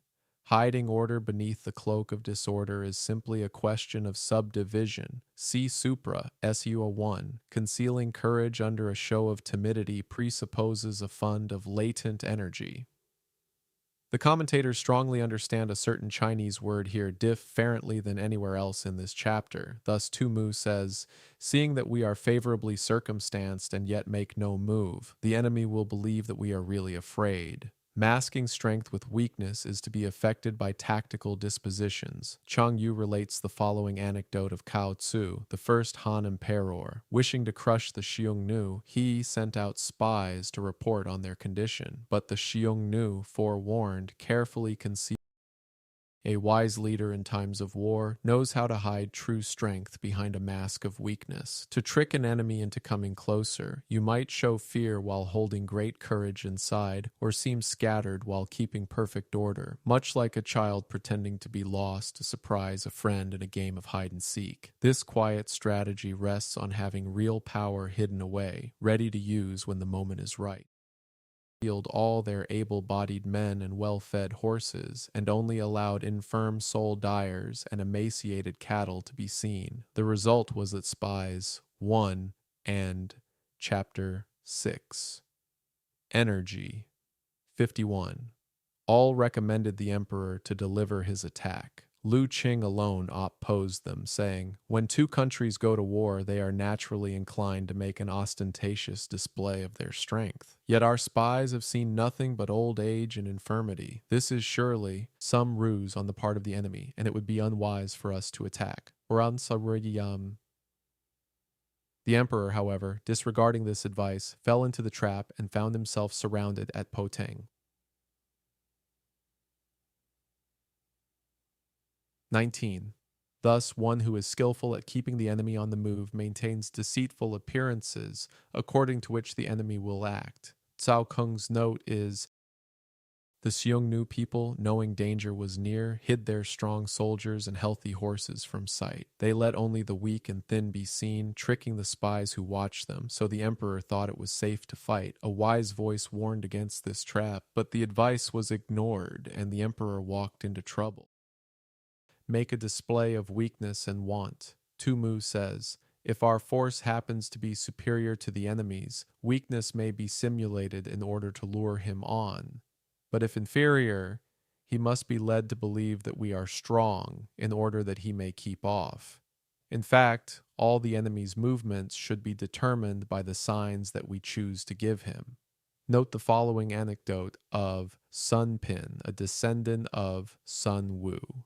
In 341 BC, the Qi state, being at war with Wei, sent Tian Qi and Sun Pin against the general Pang Chuan, who happened to be a deadly personal enemy of the later. Sun Pin said, The Qi state has a reputation for cowardice, and therefore our adversary despises us. Let us turn this circumstance to account. Accordingly, when the army had crossed the border into Wei territory, he gave orders to show 100,000 fires on the first night, 50,000 on the next, and the night after only 20,000. Pang Chuan pursued them hotly, saying to himself, I knew these men of Qi were cowards. Their numbers have already fallen away by more than half. In his retreat, Sun Pin came to a narrow defile, with he calculated that his pursuit. Sun Pin, a wise leader from long ago, had a clever plan to trick his enemy. He knew his army seemed weak in the eyes of the other side, so he made it look even weaker by showing fewer and fewer campfires each night, as if his men were running away. This fooled the enemy into chasing them right into a tight spot where Sun Pin could turn the tables after dark. Pursuers would reach after dark. Here he had a tree stripped of its bark and inscribed upon it the words, Under this tree shall Pang Chuan die. Then, as night began to fall, he placed a strong body of archers in ambush nearby, with orders to shoot directly they saw a light. Later on, Pang Chuan arrived at the spot and, noticing the tree, struck a light in order to read what was written on it. His body was immediately riddled by a volley of arrows and his whole army thrown into confusion. And the above is Tu Mu's version of the story. The Shi Qi, less dramatically but probably with more historical truth, makes Pang Chuan cut his own throat with an exclamation of despair after the rout of his army. He sacrifices something that the enemy may snatch at it. 20. By holding out baits, he keeps him on the march. Then with a body of picked men, he lies in wait for him. With an emendation suggested by Li Qing, this then reads, he lies in wait with the main body of his troops. 21. The clever combatant looks to the effect of combined energy and does not require too much from individuals. Chapter 6. Energy. 52. Tu Mu says, he first of all considers the power.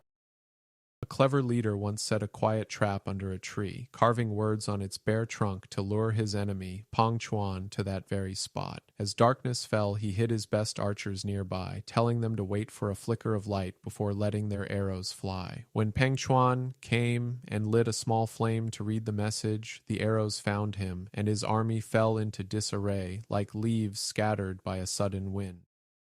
Power of his army in the bulk. Afterwards, he takes individual talent into account and uses each man according to his capabilities. He does not demand perfection from the untalented. Hence his ability to pick out the right men and utilize combined energy.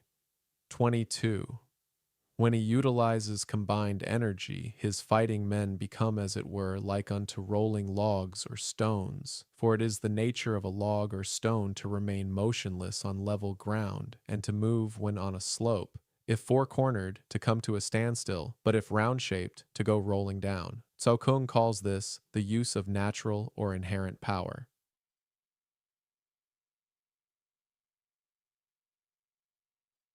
23. Thus, the energy developed by good fighting men is as the momentum of a round stone rolled down a mountain thousands of feet in height. So much on the subject of energy. The chief lesson of this chapter, in Tu Mu's opinion, is the paramount importance in war of rapid evolutions and sudden rushes. Great results can thus be achieved with small forces. Chapter 7, The Weak Points and Strong. Chang Yu attempts to explain the sequence of chapters as follows. Chapter 4 on tactical dispositions treated of the offensive and the defensive. Chapter 5 on energy dealt with direct and indirect methods. The good general acquaints himself first with the theory of attack. A wise leader, as we learn here, looks at the strength of his whole army first, then thinks about each person's special skills, using everyone in a way that fits them best. He doesn't expect everyone to be perfect, but instead brings their efforts together, like rolling stones or logs that gain speed down a hill, moving with a natural, unstoppable force. This combined power, gentle yet mighty, shows how even a small group can do great things when guided well. In defense, and then turns his attention to direct and indirect ODs. He studies the art of varying and combining these two methods before proceeding to the subject of weak and strong points. For the use of direct or indirect methods arises out of attack and defense, and the perception of weak and strong points depends again on the above methods. Hence, the present chapter comes immediately after the chapter on energy. In Lon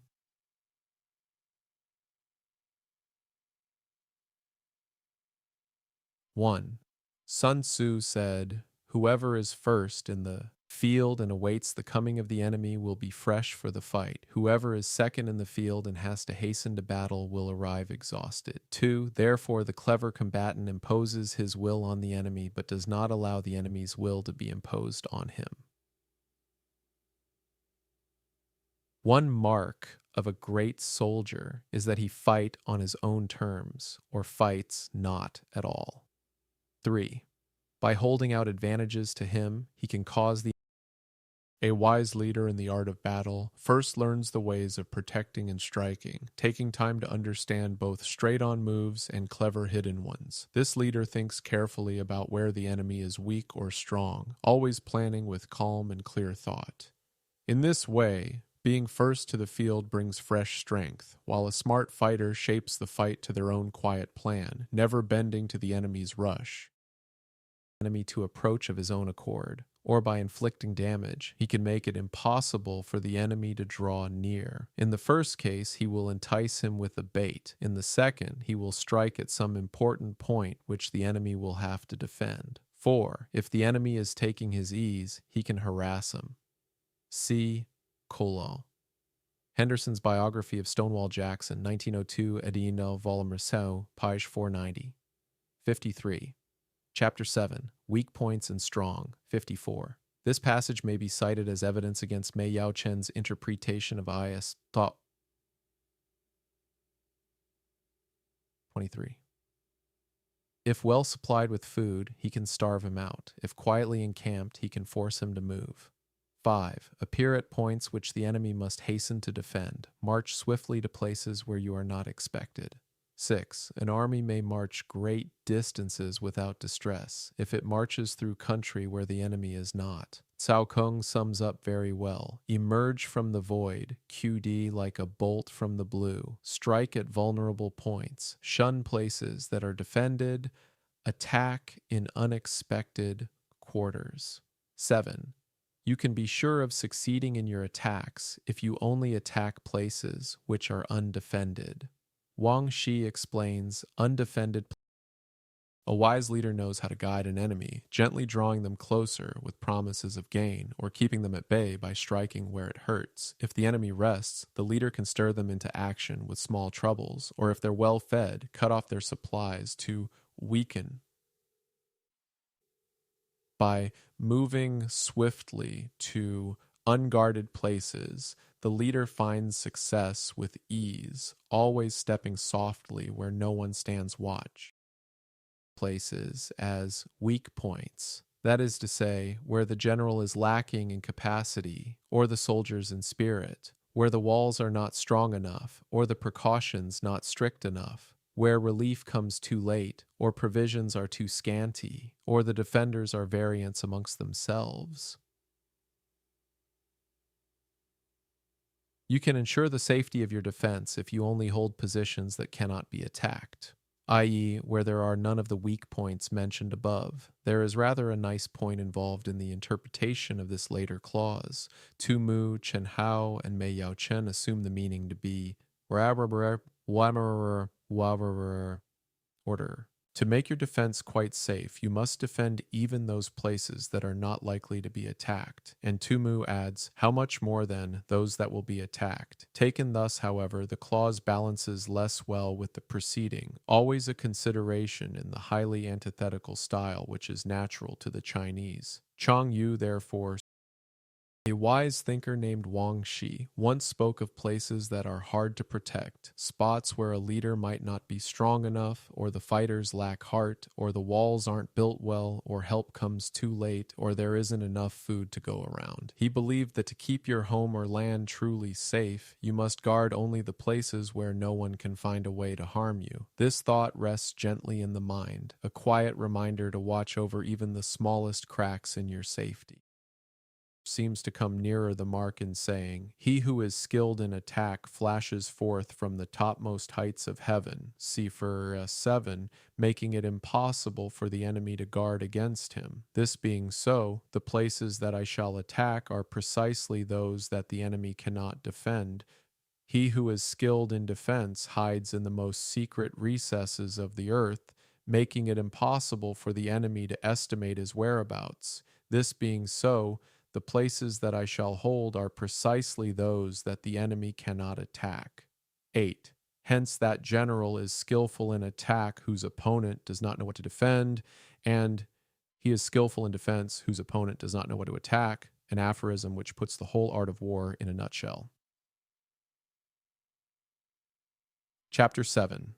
Weak Points and Strong. 55. 9. O divine art of subtlety and secrecy, through you we learn to be invisible, through you inaudible, literally without form or sound, but it is said, of course, with reference to the enemy, and hence we can hold the enemy's fate in our hands. A wise leader, as Chang Yu tells us, knows how to strike from a place so high and unexpected, like a bird diving from the sky, that the enemy cannot prepare or protect themselves. In defense, this leader hides deep and quiet, like a creature burrowed beneath the ground, so the enemy cannot guess where to strike. This gentle art of being unseen and unheard lets such a leader hold power over what happens next, guiding the outcome with a steady, unseen hand. 10. You may advance and be absolutely irresistible if you make for the enemy's weak points. You may retire and be safe from pursuit if your movements are more rapid than those of the enemy. 11. If we wish to fight, the enemy can be forced to an engagement even though he be sheltered behind a high rampart and a deep ditch. All we need do is attack some other place that he will be obliged to relieve. Tumu says, if the enemy is the invading party, we can cut his line of communications and occupy the roads by which he will have to return. If we are the invaders, we may direct our attack against the sovereign himself. It is clear that Sun Tzu, unlike certain generals in the late Boer War, was no believer in frontal attacks. 12. If we do not wish to fight, we can prevent the enemy from engaging us even though the lines of our encampment be merely traced out on the ground. All we need do is to throw something odd and unaccountable in his way. This extremely concise expression is intelligibly paraphrased by Cha Lin. Even though we have constructed neither wall nor ditch, Sai Wai.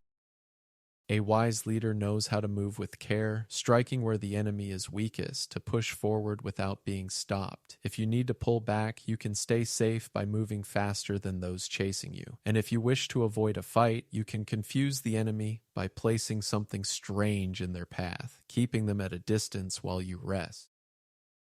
Cha Zimmer Sai Li Chuan says, we puzzle him by strange and unusual dispositions. And Tu Mu finally clinches the meaning by 3 illustrative anecdotes, one of Chuko Liang, who, when occupying Yangping and about to be attacked by Sima Ai, suddenly struck his colors, stopped the beating of the drums, and flung open the city gates, showing only a few men engaged in sweeping and sprinkling the ground. This unexpected proceeding had the intended effect, for Sima I, suspecting an ambush, actually drew off his army and retreated. What Sun Tzu is advocating here, therefore, is nothing more nor less than the timely use of bluff. 13. By discovering the enemy's dispositions and remaining invisible ourselves, we can keep our forces concentrated while the enemy's must be divided. The conclusion is perhaps not very obvious, but Chang Yu, after Mei Yao Chino, rightly explains it thus. If the enemy's dispositions are visible, we can make for him in one body, whereas our own dispositions being kept secret, the enemy will be obliged to divide his forces in order to guard against attack from every quarter. 14. We can form a single united body, while the enemy must split up into fractions. A wise leader long ago spoke of confusing an enemy with unexpected moves. Imagine setting up a game where you hide your true plan, like opening the gates of a town to seem weak, while really staying strong and safe, making the other side unsure and step back. This way you stay together as one, while they spread out, uncertain where to look. Actions. Hence there will be a whole pitted against separate parts of a whole, which means that we shall be many to the enemy's few. Chapter 7. Weak Points and Strong. 56. 15. And if we are able thus to attack an inferior force with a superior one, our opponents will be in dire straits.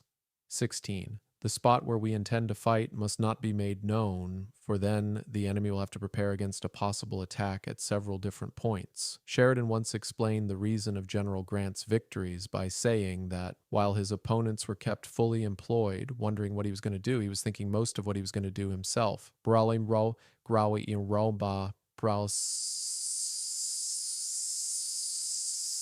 And his forces being thus distributed in many directions, the numbers we shall have to face at any given point will be proportionately few. 17. When we come together as one big group, we stand stronger against those who are split into smaller pieces. By keeping our plans quiet and not letting the enemy know where we will strike, they must spread out to guard many places, leaving fewer to face us at any one spot. This way, our strength grows and their worry deepens as we move with calm purpose. For should the enemy strengthen his van, he will weaken his rear. Should he strengthen his rear, he will weaken his van. Should he strengthen his left, he will weaken his right. Should he strengthen his right, he will weaken his left. If he sends reinforcements everywhere, he will everywhere be weak. In Frederick the Great's instructions to his generals, we read, "A defensive war is apt to betray us into too frequent detachment. Those generals who have had but little experience attempt to protect every point, while those who are better acquainted with their profession, having only the capital object in view, guard against a decisive blow and acquiesce in small misfortunes to avoid greater."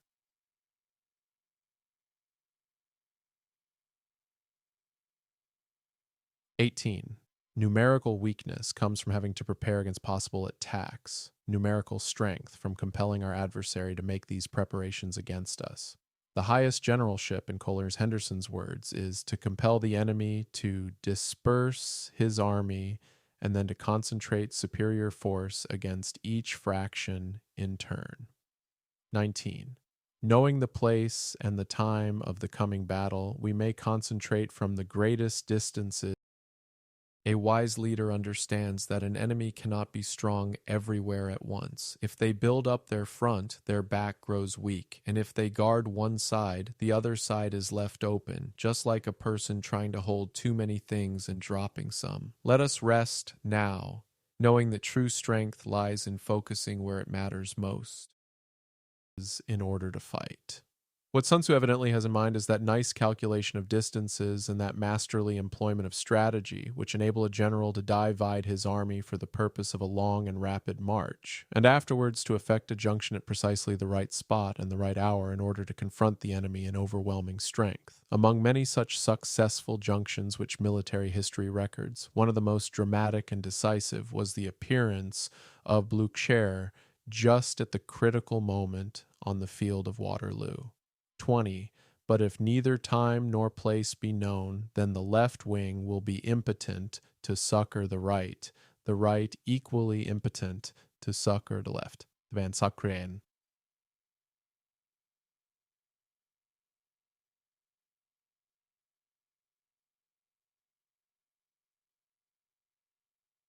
Weak points and strong 57, unable to relieve the rear or the rear to support the van. How much more so if the furthest portions of the army are anything under 100 li apart, and even the nearest are separated by several li.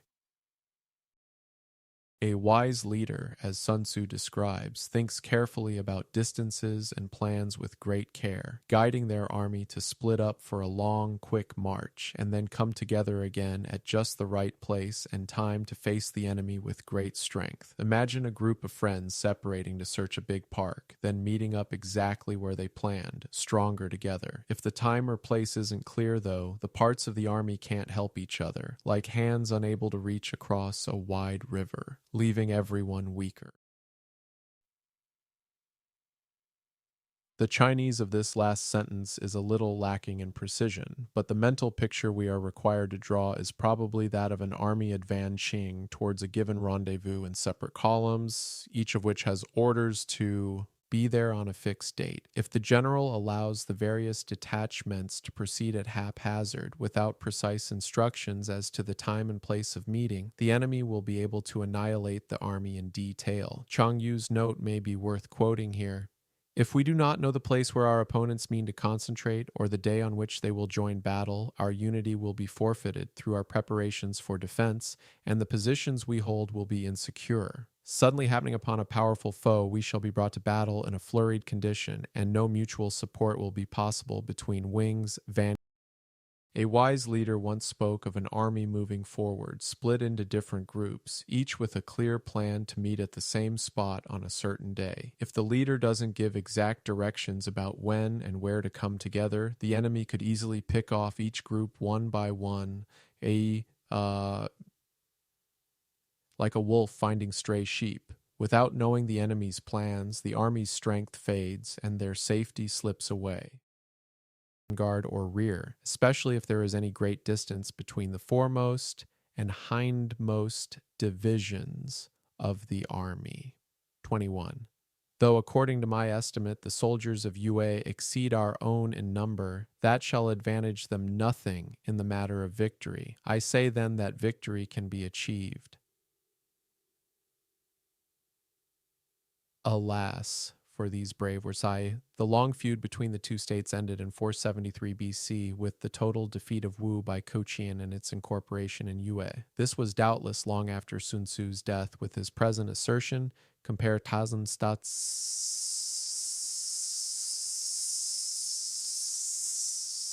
4. Chang Yu is the only one to point out the seeming discrepancy, which he thus goes on to explain. In the chapter on tactical dispositions, it is said, one may know how to conquer without being able to do it, whereas here we have the statement that victory can be achieved. The explanation is that in the former chapter, where the offense, when an enemy appears out of nowhere, an army can get scattered and confused, unable to help each other, especially if the front and back lines are far apart. Even if the other side has more soldiers, it doesn't mean they'll win, and victory is still within reach. Let this thought rest with you now as we drift into quiet. Offensive and defensive are under discussion. It is said that if the Imai is fully prepared, one cannot make certain of beating him. But the present passage refers particularly to the soldiers of Yue who, according to Sun Tzu's calculations, will be kept in ignorance of the time and place of the impending struggle. That is why he says here that victory can be achieved. 22. Though the enemy be stronger in numbers, we may prevent him from fighting schemes so as to discover his plans and the likelihood of their success. An alternative reading offered by Chia Lin is, know beforehand all plans conducive to our success and to the enemy's failure. 23. Rouse him and learn the principle of his activity or inactivity. Chang Yu tells us that by noting the joy or anger shown by the enemy on being thus disturbed, we shall be able to conclude whether his policy is to Chapter 7. Weak points and strong 58 lie low or the reverse. A wise teacher once spoke about the art of facing an enemy, explaining that even if they seem stronger, there are ways to keep them from fighting. By quietly watching and learning their plans, you can understand what they might do next, almost like noticing if a friend is happy or upset, to guess their mood. Let this thought rest with you as a gentle guide for tomorrow. instances the action of Choku Liang, who sent the scornful present of a woman's headdress to Suma Burr in order to goad him out of his Fabian tactics, force him to reveal himself so as to find out his vulnerable spots. 24. Carefully compare the opposing army with your own so that you may know where strength is superabundant and where it is deficient. Seth. 6. 25. In making tactical dispositions, the highest pitch you can attain is to conceal them. The piquancy of the paradox evaporates in translation. Concealment is perhaps not so much actual invisibility, see Supra S9, as showing no sign of what you mean to do, of the plans that are formed in your brain. Conceal your dispositions, and you will be safe from the prying of the subtlest spies, from the machinations of the wisest brains. Tumu explains, though the enemy may have clever and capable of ficers, they will not be able to lay any plans against us. 26. How victory may be produced for them out of the enemy's own tactics, that is what the multitude cannot comprehend. 27. All men can see the tactics whereby I conquer, but what none can see is the strategy out of which victory is evolved. I.e., everybody can see superficial.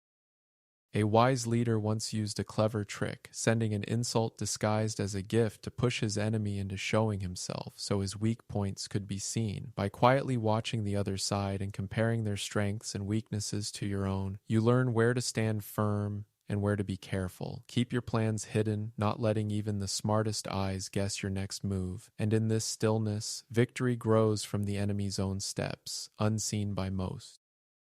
Actually, how a battle is won. What they cannot see is the long series of plans and combinations which has preceded the battle. 28.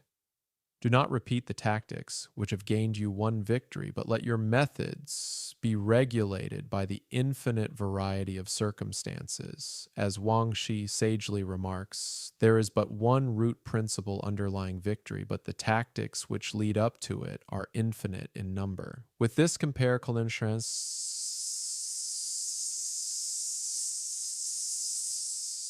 The rules of strategy are few and simple. They may be learned in a week. They may be taught by familiar illustrations or a dozen diagrams. But such knowledge will no more teach a man to lead an army like Napoleon than a knowledge of grammar will teach him to write like Gibbon. 29. Military tactics are like unto water, for water in its natural course runs away from high places and hastens downwards. 30. So in war, the way is to avoid what is strong and to strike at what is weak, like water, taking the line of least resistance. Chapter 7. Weak points and strong. 59. 31. Water shapes its course according to the nature of the ground over which it flows. The soldier works out his victory in relation to the foe whom he is facing. 32. Therefore, just as water retains no constant shape, so in warfare there are no constant conditions. A wise leader knows that winning a battle isn't just about the fight you see, but about the quiet, careful plans made long before. Each time the way to win must change, flowing like water over different lands, always finding the easiest path by avoiding the strong and touching the weak. Let your actions adapt gently, shaping themselves to what stands before you, just as a stream finds its way around stones.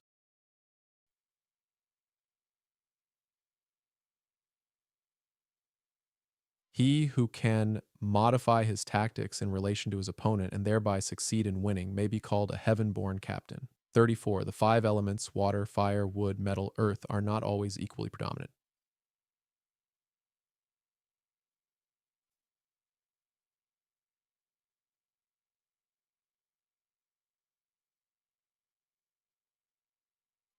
They predominate alternately. The 4 seasons make way for each other in turn. Literally, Havre have no invariable seat. There are short days and long. The moon has its periods of waning and waxing.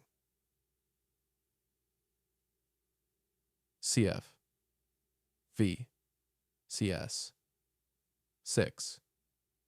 The purport of the passage is simply to illustrate the want of fixity in war by the changes constantly taking place in nature. The comparison is not very happy, however, because the regularity of the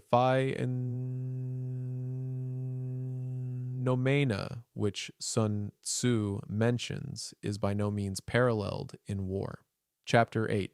Maneuvering. Sun Tzu said, "In war, the general receives his commands from the sovereign. Having collected an army and concentrated his forces, he must blend and harmonize the different elements thereof before pitching his camp." Chang Yu says, "The establishment of harmony and confidence between the high water flows and changes its shape with every moment, and in the same quiet way, the plans of war must shift and adapt to what stands before them. A leader who can bend his ideas to match his enemy, finding a path to victory, is like a guide touched by the sky. Just as the seasons turn gently from one to another, or the moon softly grows and fades, so must a leader blend his forces with care, finding harmony before setting down to rest and lower ranks before venturing into the field." Sextial, and he quotes a saying of Wu Tzu, chapter in it. Without harmony in the state, no military expedition can be undertaken. Without harmony in the army, no battle array can be formed. In an historical romance, Sun Tzu is represented as saying to Wu Yuan, "As a general rule, those who are waging war should get rid of all the domestic troubles before proceeding to attack the external foe."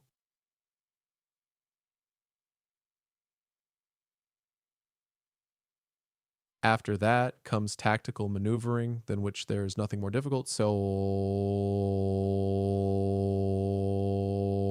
I have departed slightly from the traditional interpretation of Cao Kung, who says, "From the time of receiving the sovereign's instructions until our encampment over against the enemy, the tactics to be pursued are most..." Chang Yu speaks of the need for trust and understanding between leaders and their people before heading into any challenge. He reminds us, through an old saying, that without peace and agreement at home or within a group, no fight can be planned or carried out. Imagine a family working together to build a garden, only succeeding when everyone listens and helps each other with a calm heart. Difficult.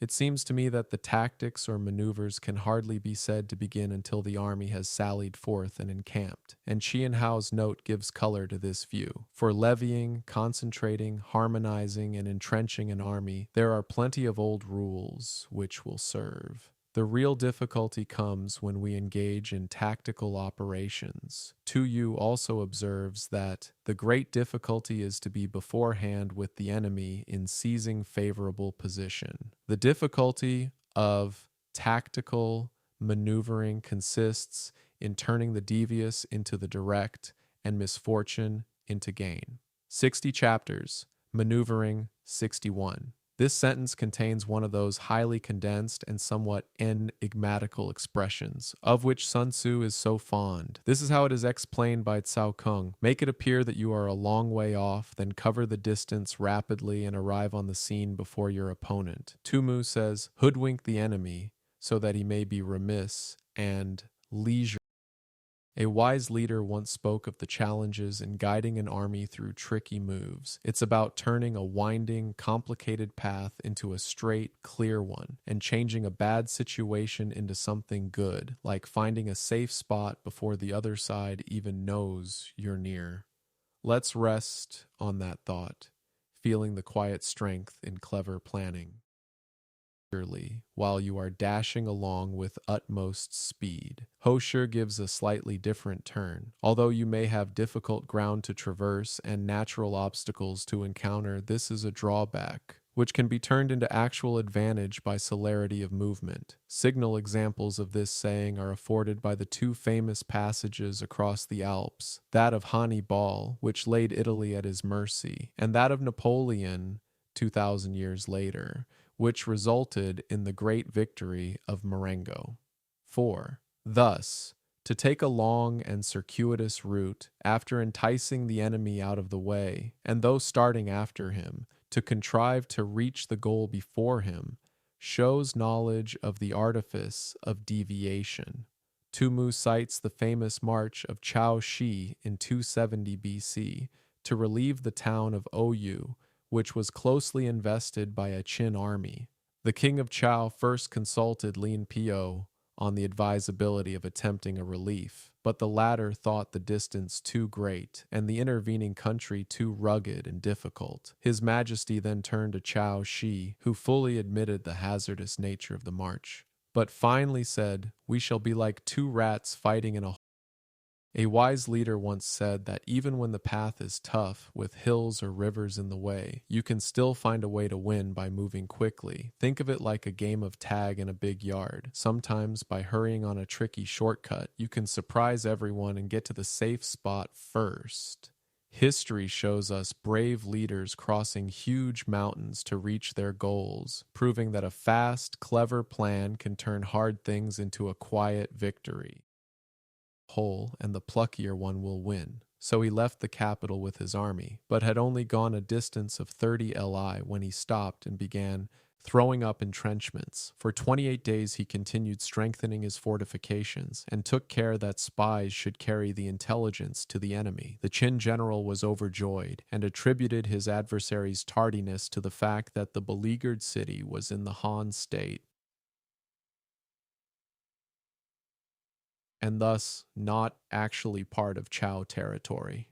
But the spies had no sooner departed than Chao Shi began a forced march lasting for 2 days and 1 night, and arrive on the scene of action with such astonishing rapidity that he was able to occupy a commanding position on the North Hill before the enemy had got wind of his movements. A crushing defeat followed for the Qin forces, who were obliged to raise the siege of Oyu in all haste and retreat across the border. 5. Maneuvering with an army is advantageous.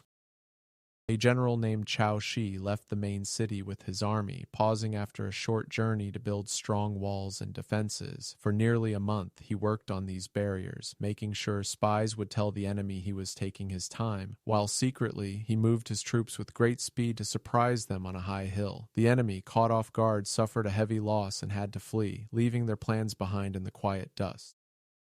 With an undisciplined multitude most dangerous. I adopt the reading of the Tung Tien, Cheng Yu Xian, and the Tiu Shu, since they appear to apply the exact nuance required in order to make sense. The commentators using the standard text take this line to mean that maneuvers may be profitable, or they may be dangerous. It all depends on the ability of the general. 6. If you set a fully equipped army in march in order to snatch an advantage, the chances are that you will be too late. On the other hand, to detach chapters. Maneuvering 62.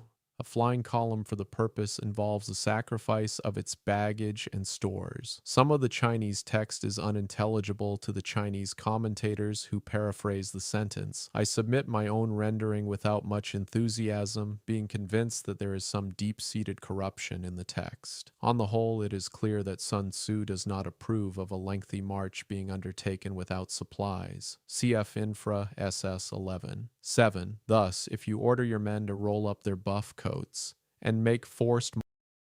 A wise leader knows that moving an army can bring great rewards if the soldiers are trained and ready, but guiding a group that lacks order is like trying to steer a boat in a storm. It can lead to trouble. Let's rest on that thought, feeling the quiet strength of careful planning. Marches, without halting day or night, covering double the usual distance at a stretch. The ordinary day's march, according to Tumu, was 30 li, but on one occasion, when pursuing Liu Pel, Cao Cao is said to have covered the incredible distance of 300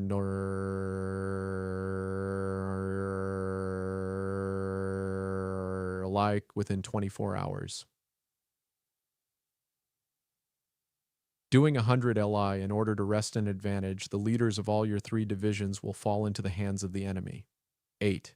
The stronger men will be in front, the jaded ones will fall behind, and on this plan only 1/10 of your army will reach its destination. The moral is, as Cao Kung and others point out, don't march 100 li to gain a tactical advantage either with or without impediment.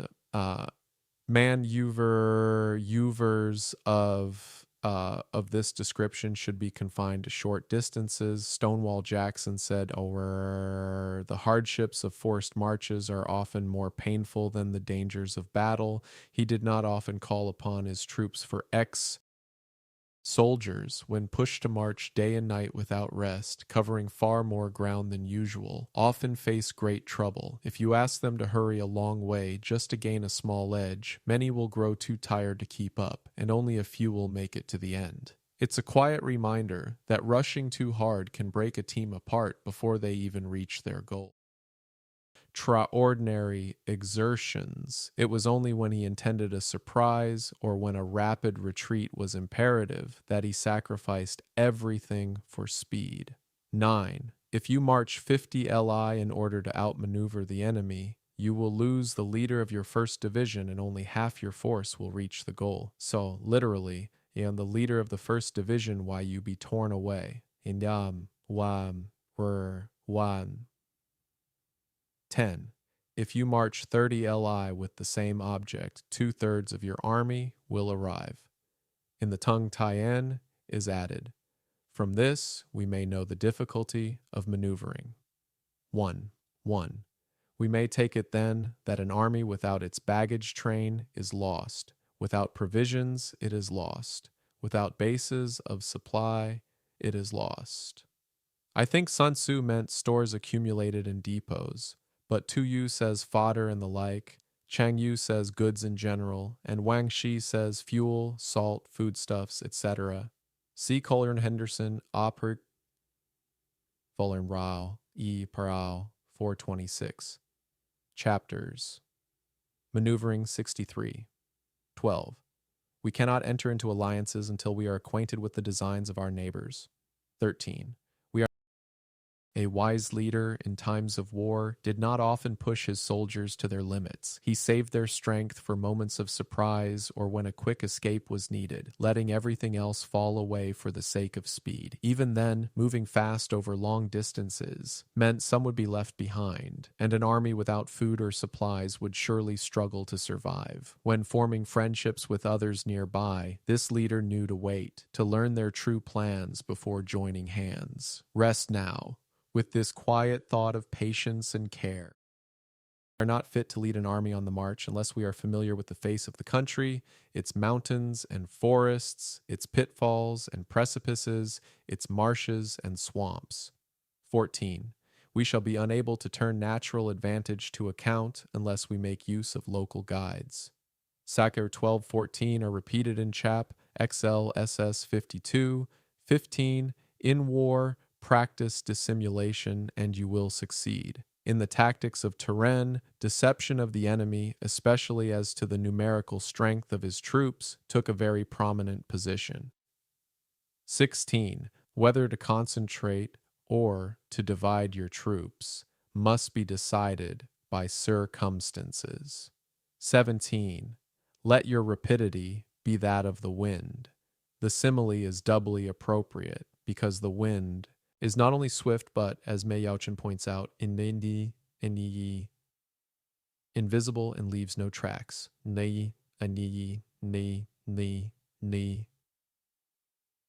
Your compactness, that of the forest. Meng Shu comes nearer to the mark in his note. When slowly marching, order and ranks must be preserved so as to guard against surprise attacks. But natural forests do not grow in rows, whereas they do generally possess the quality of density or compactness. 18. In raiding and plundering be like fire. Saf Shai Ching, a 4, 3, a 4, 6, fierce as a blazing fire. A wise leader knows that to guide an army, you must understand the land around you, with its tall mountains, thick forests, hidden dangers, and wet marshes. Without the help of people who know the area, it's hard to use the land to your favor. In battle, moving fast like the wind, staying close like a forest, and striking fierce like fire can bring quiet success as long as you adapt to what's happening around you, which no man can check.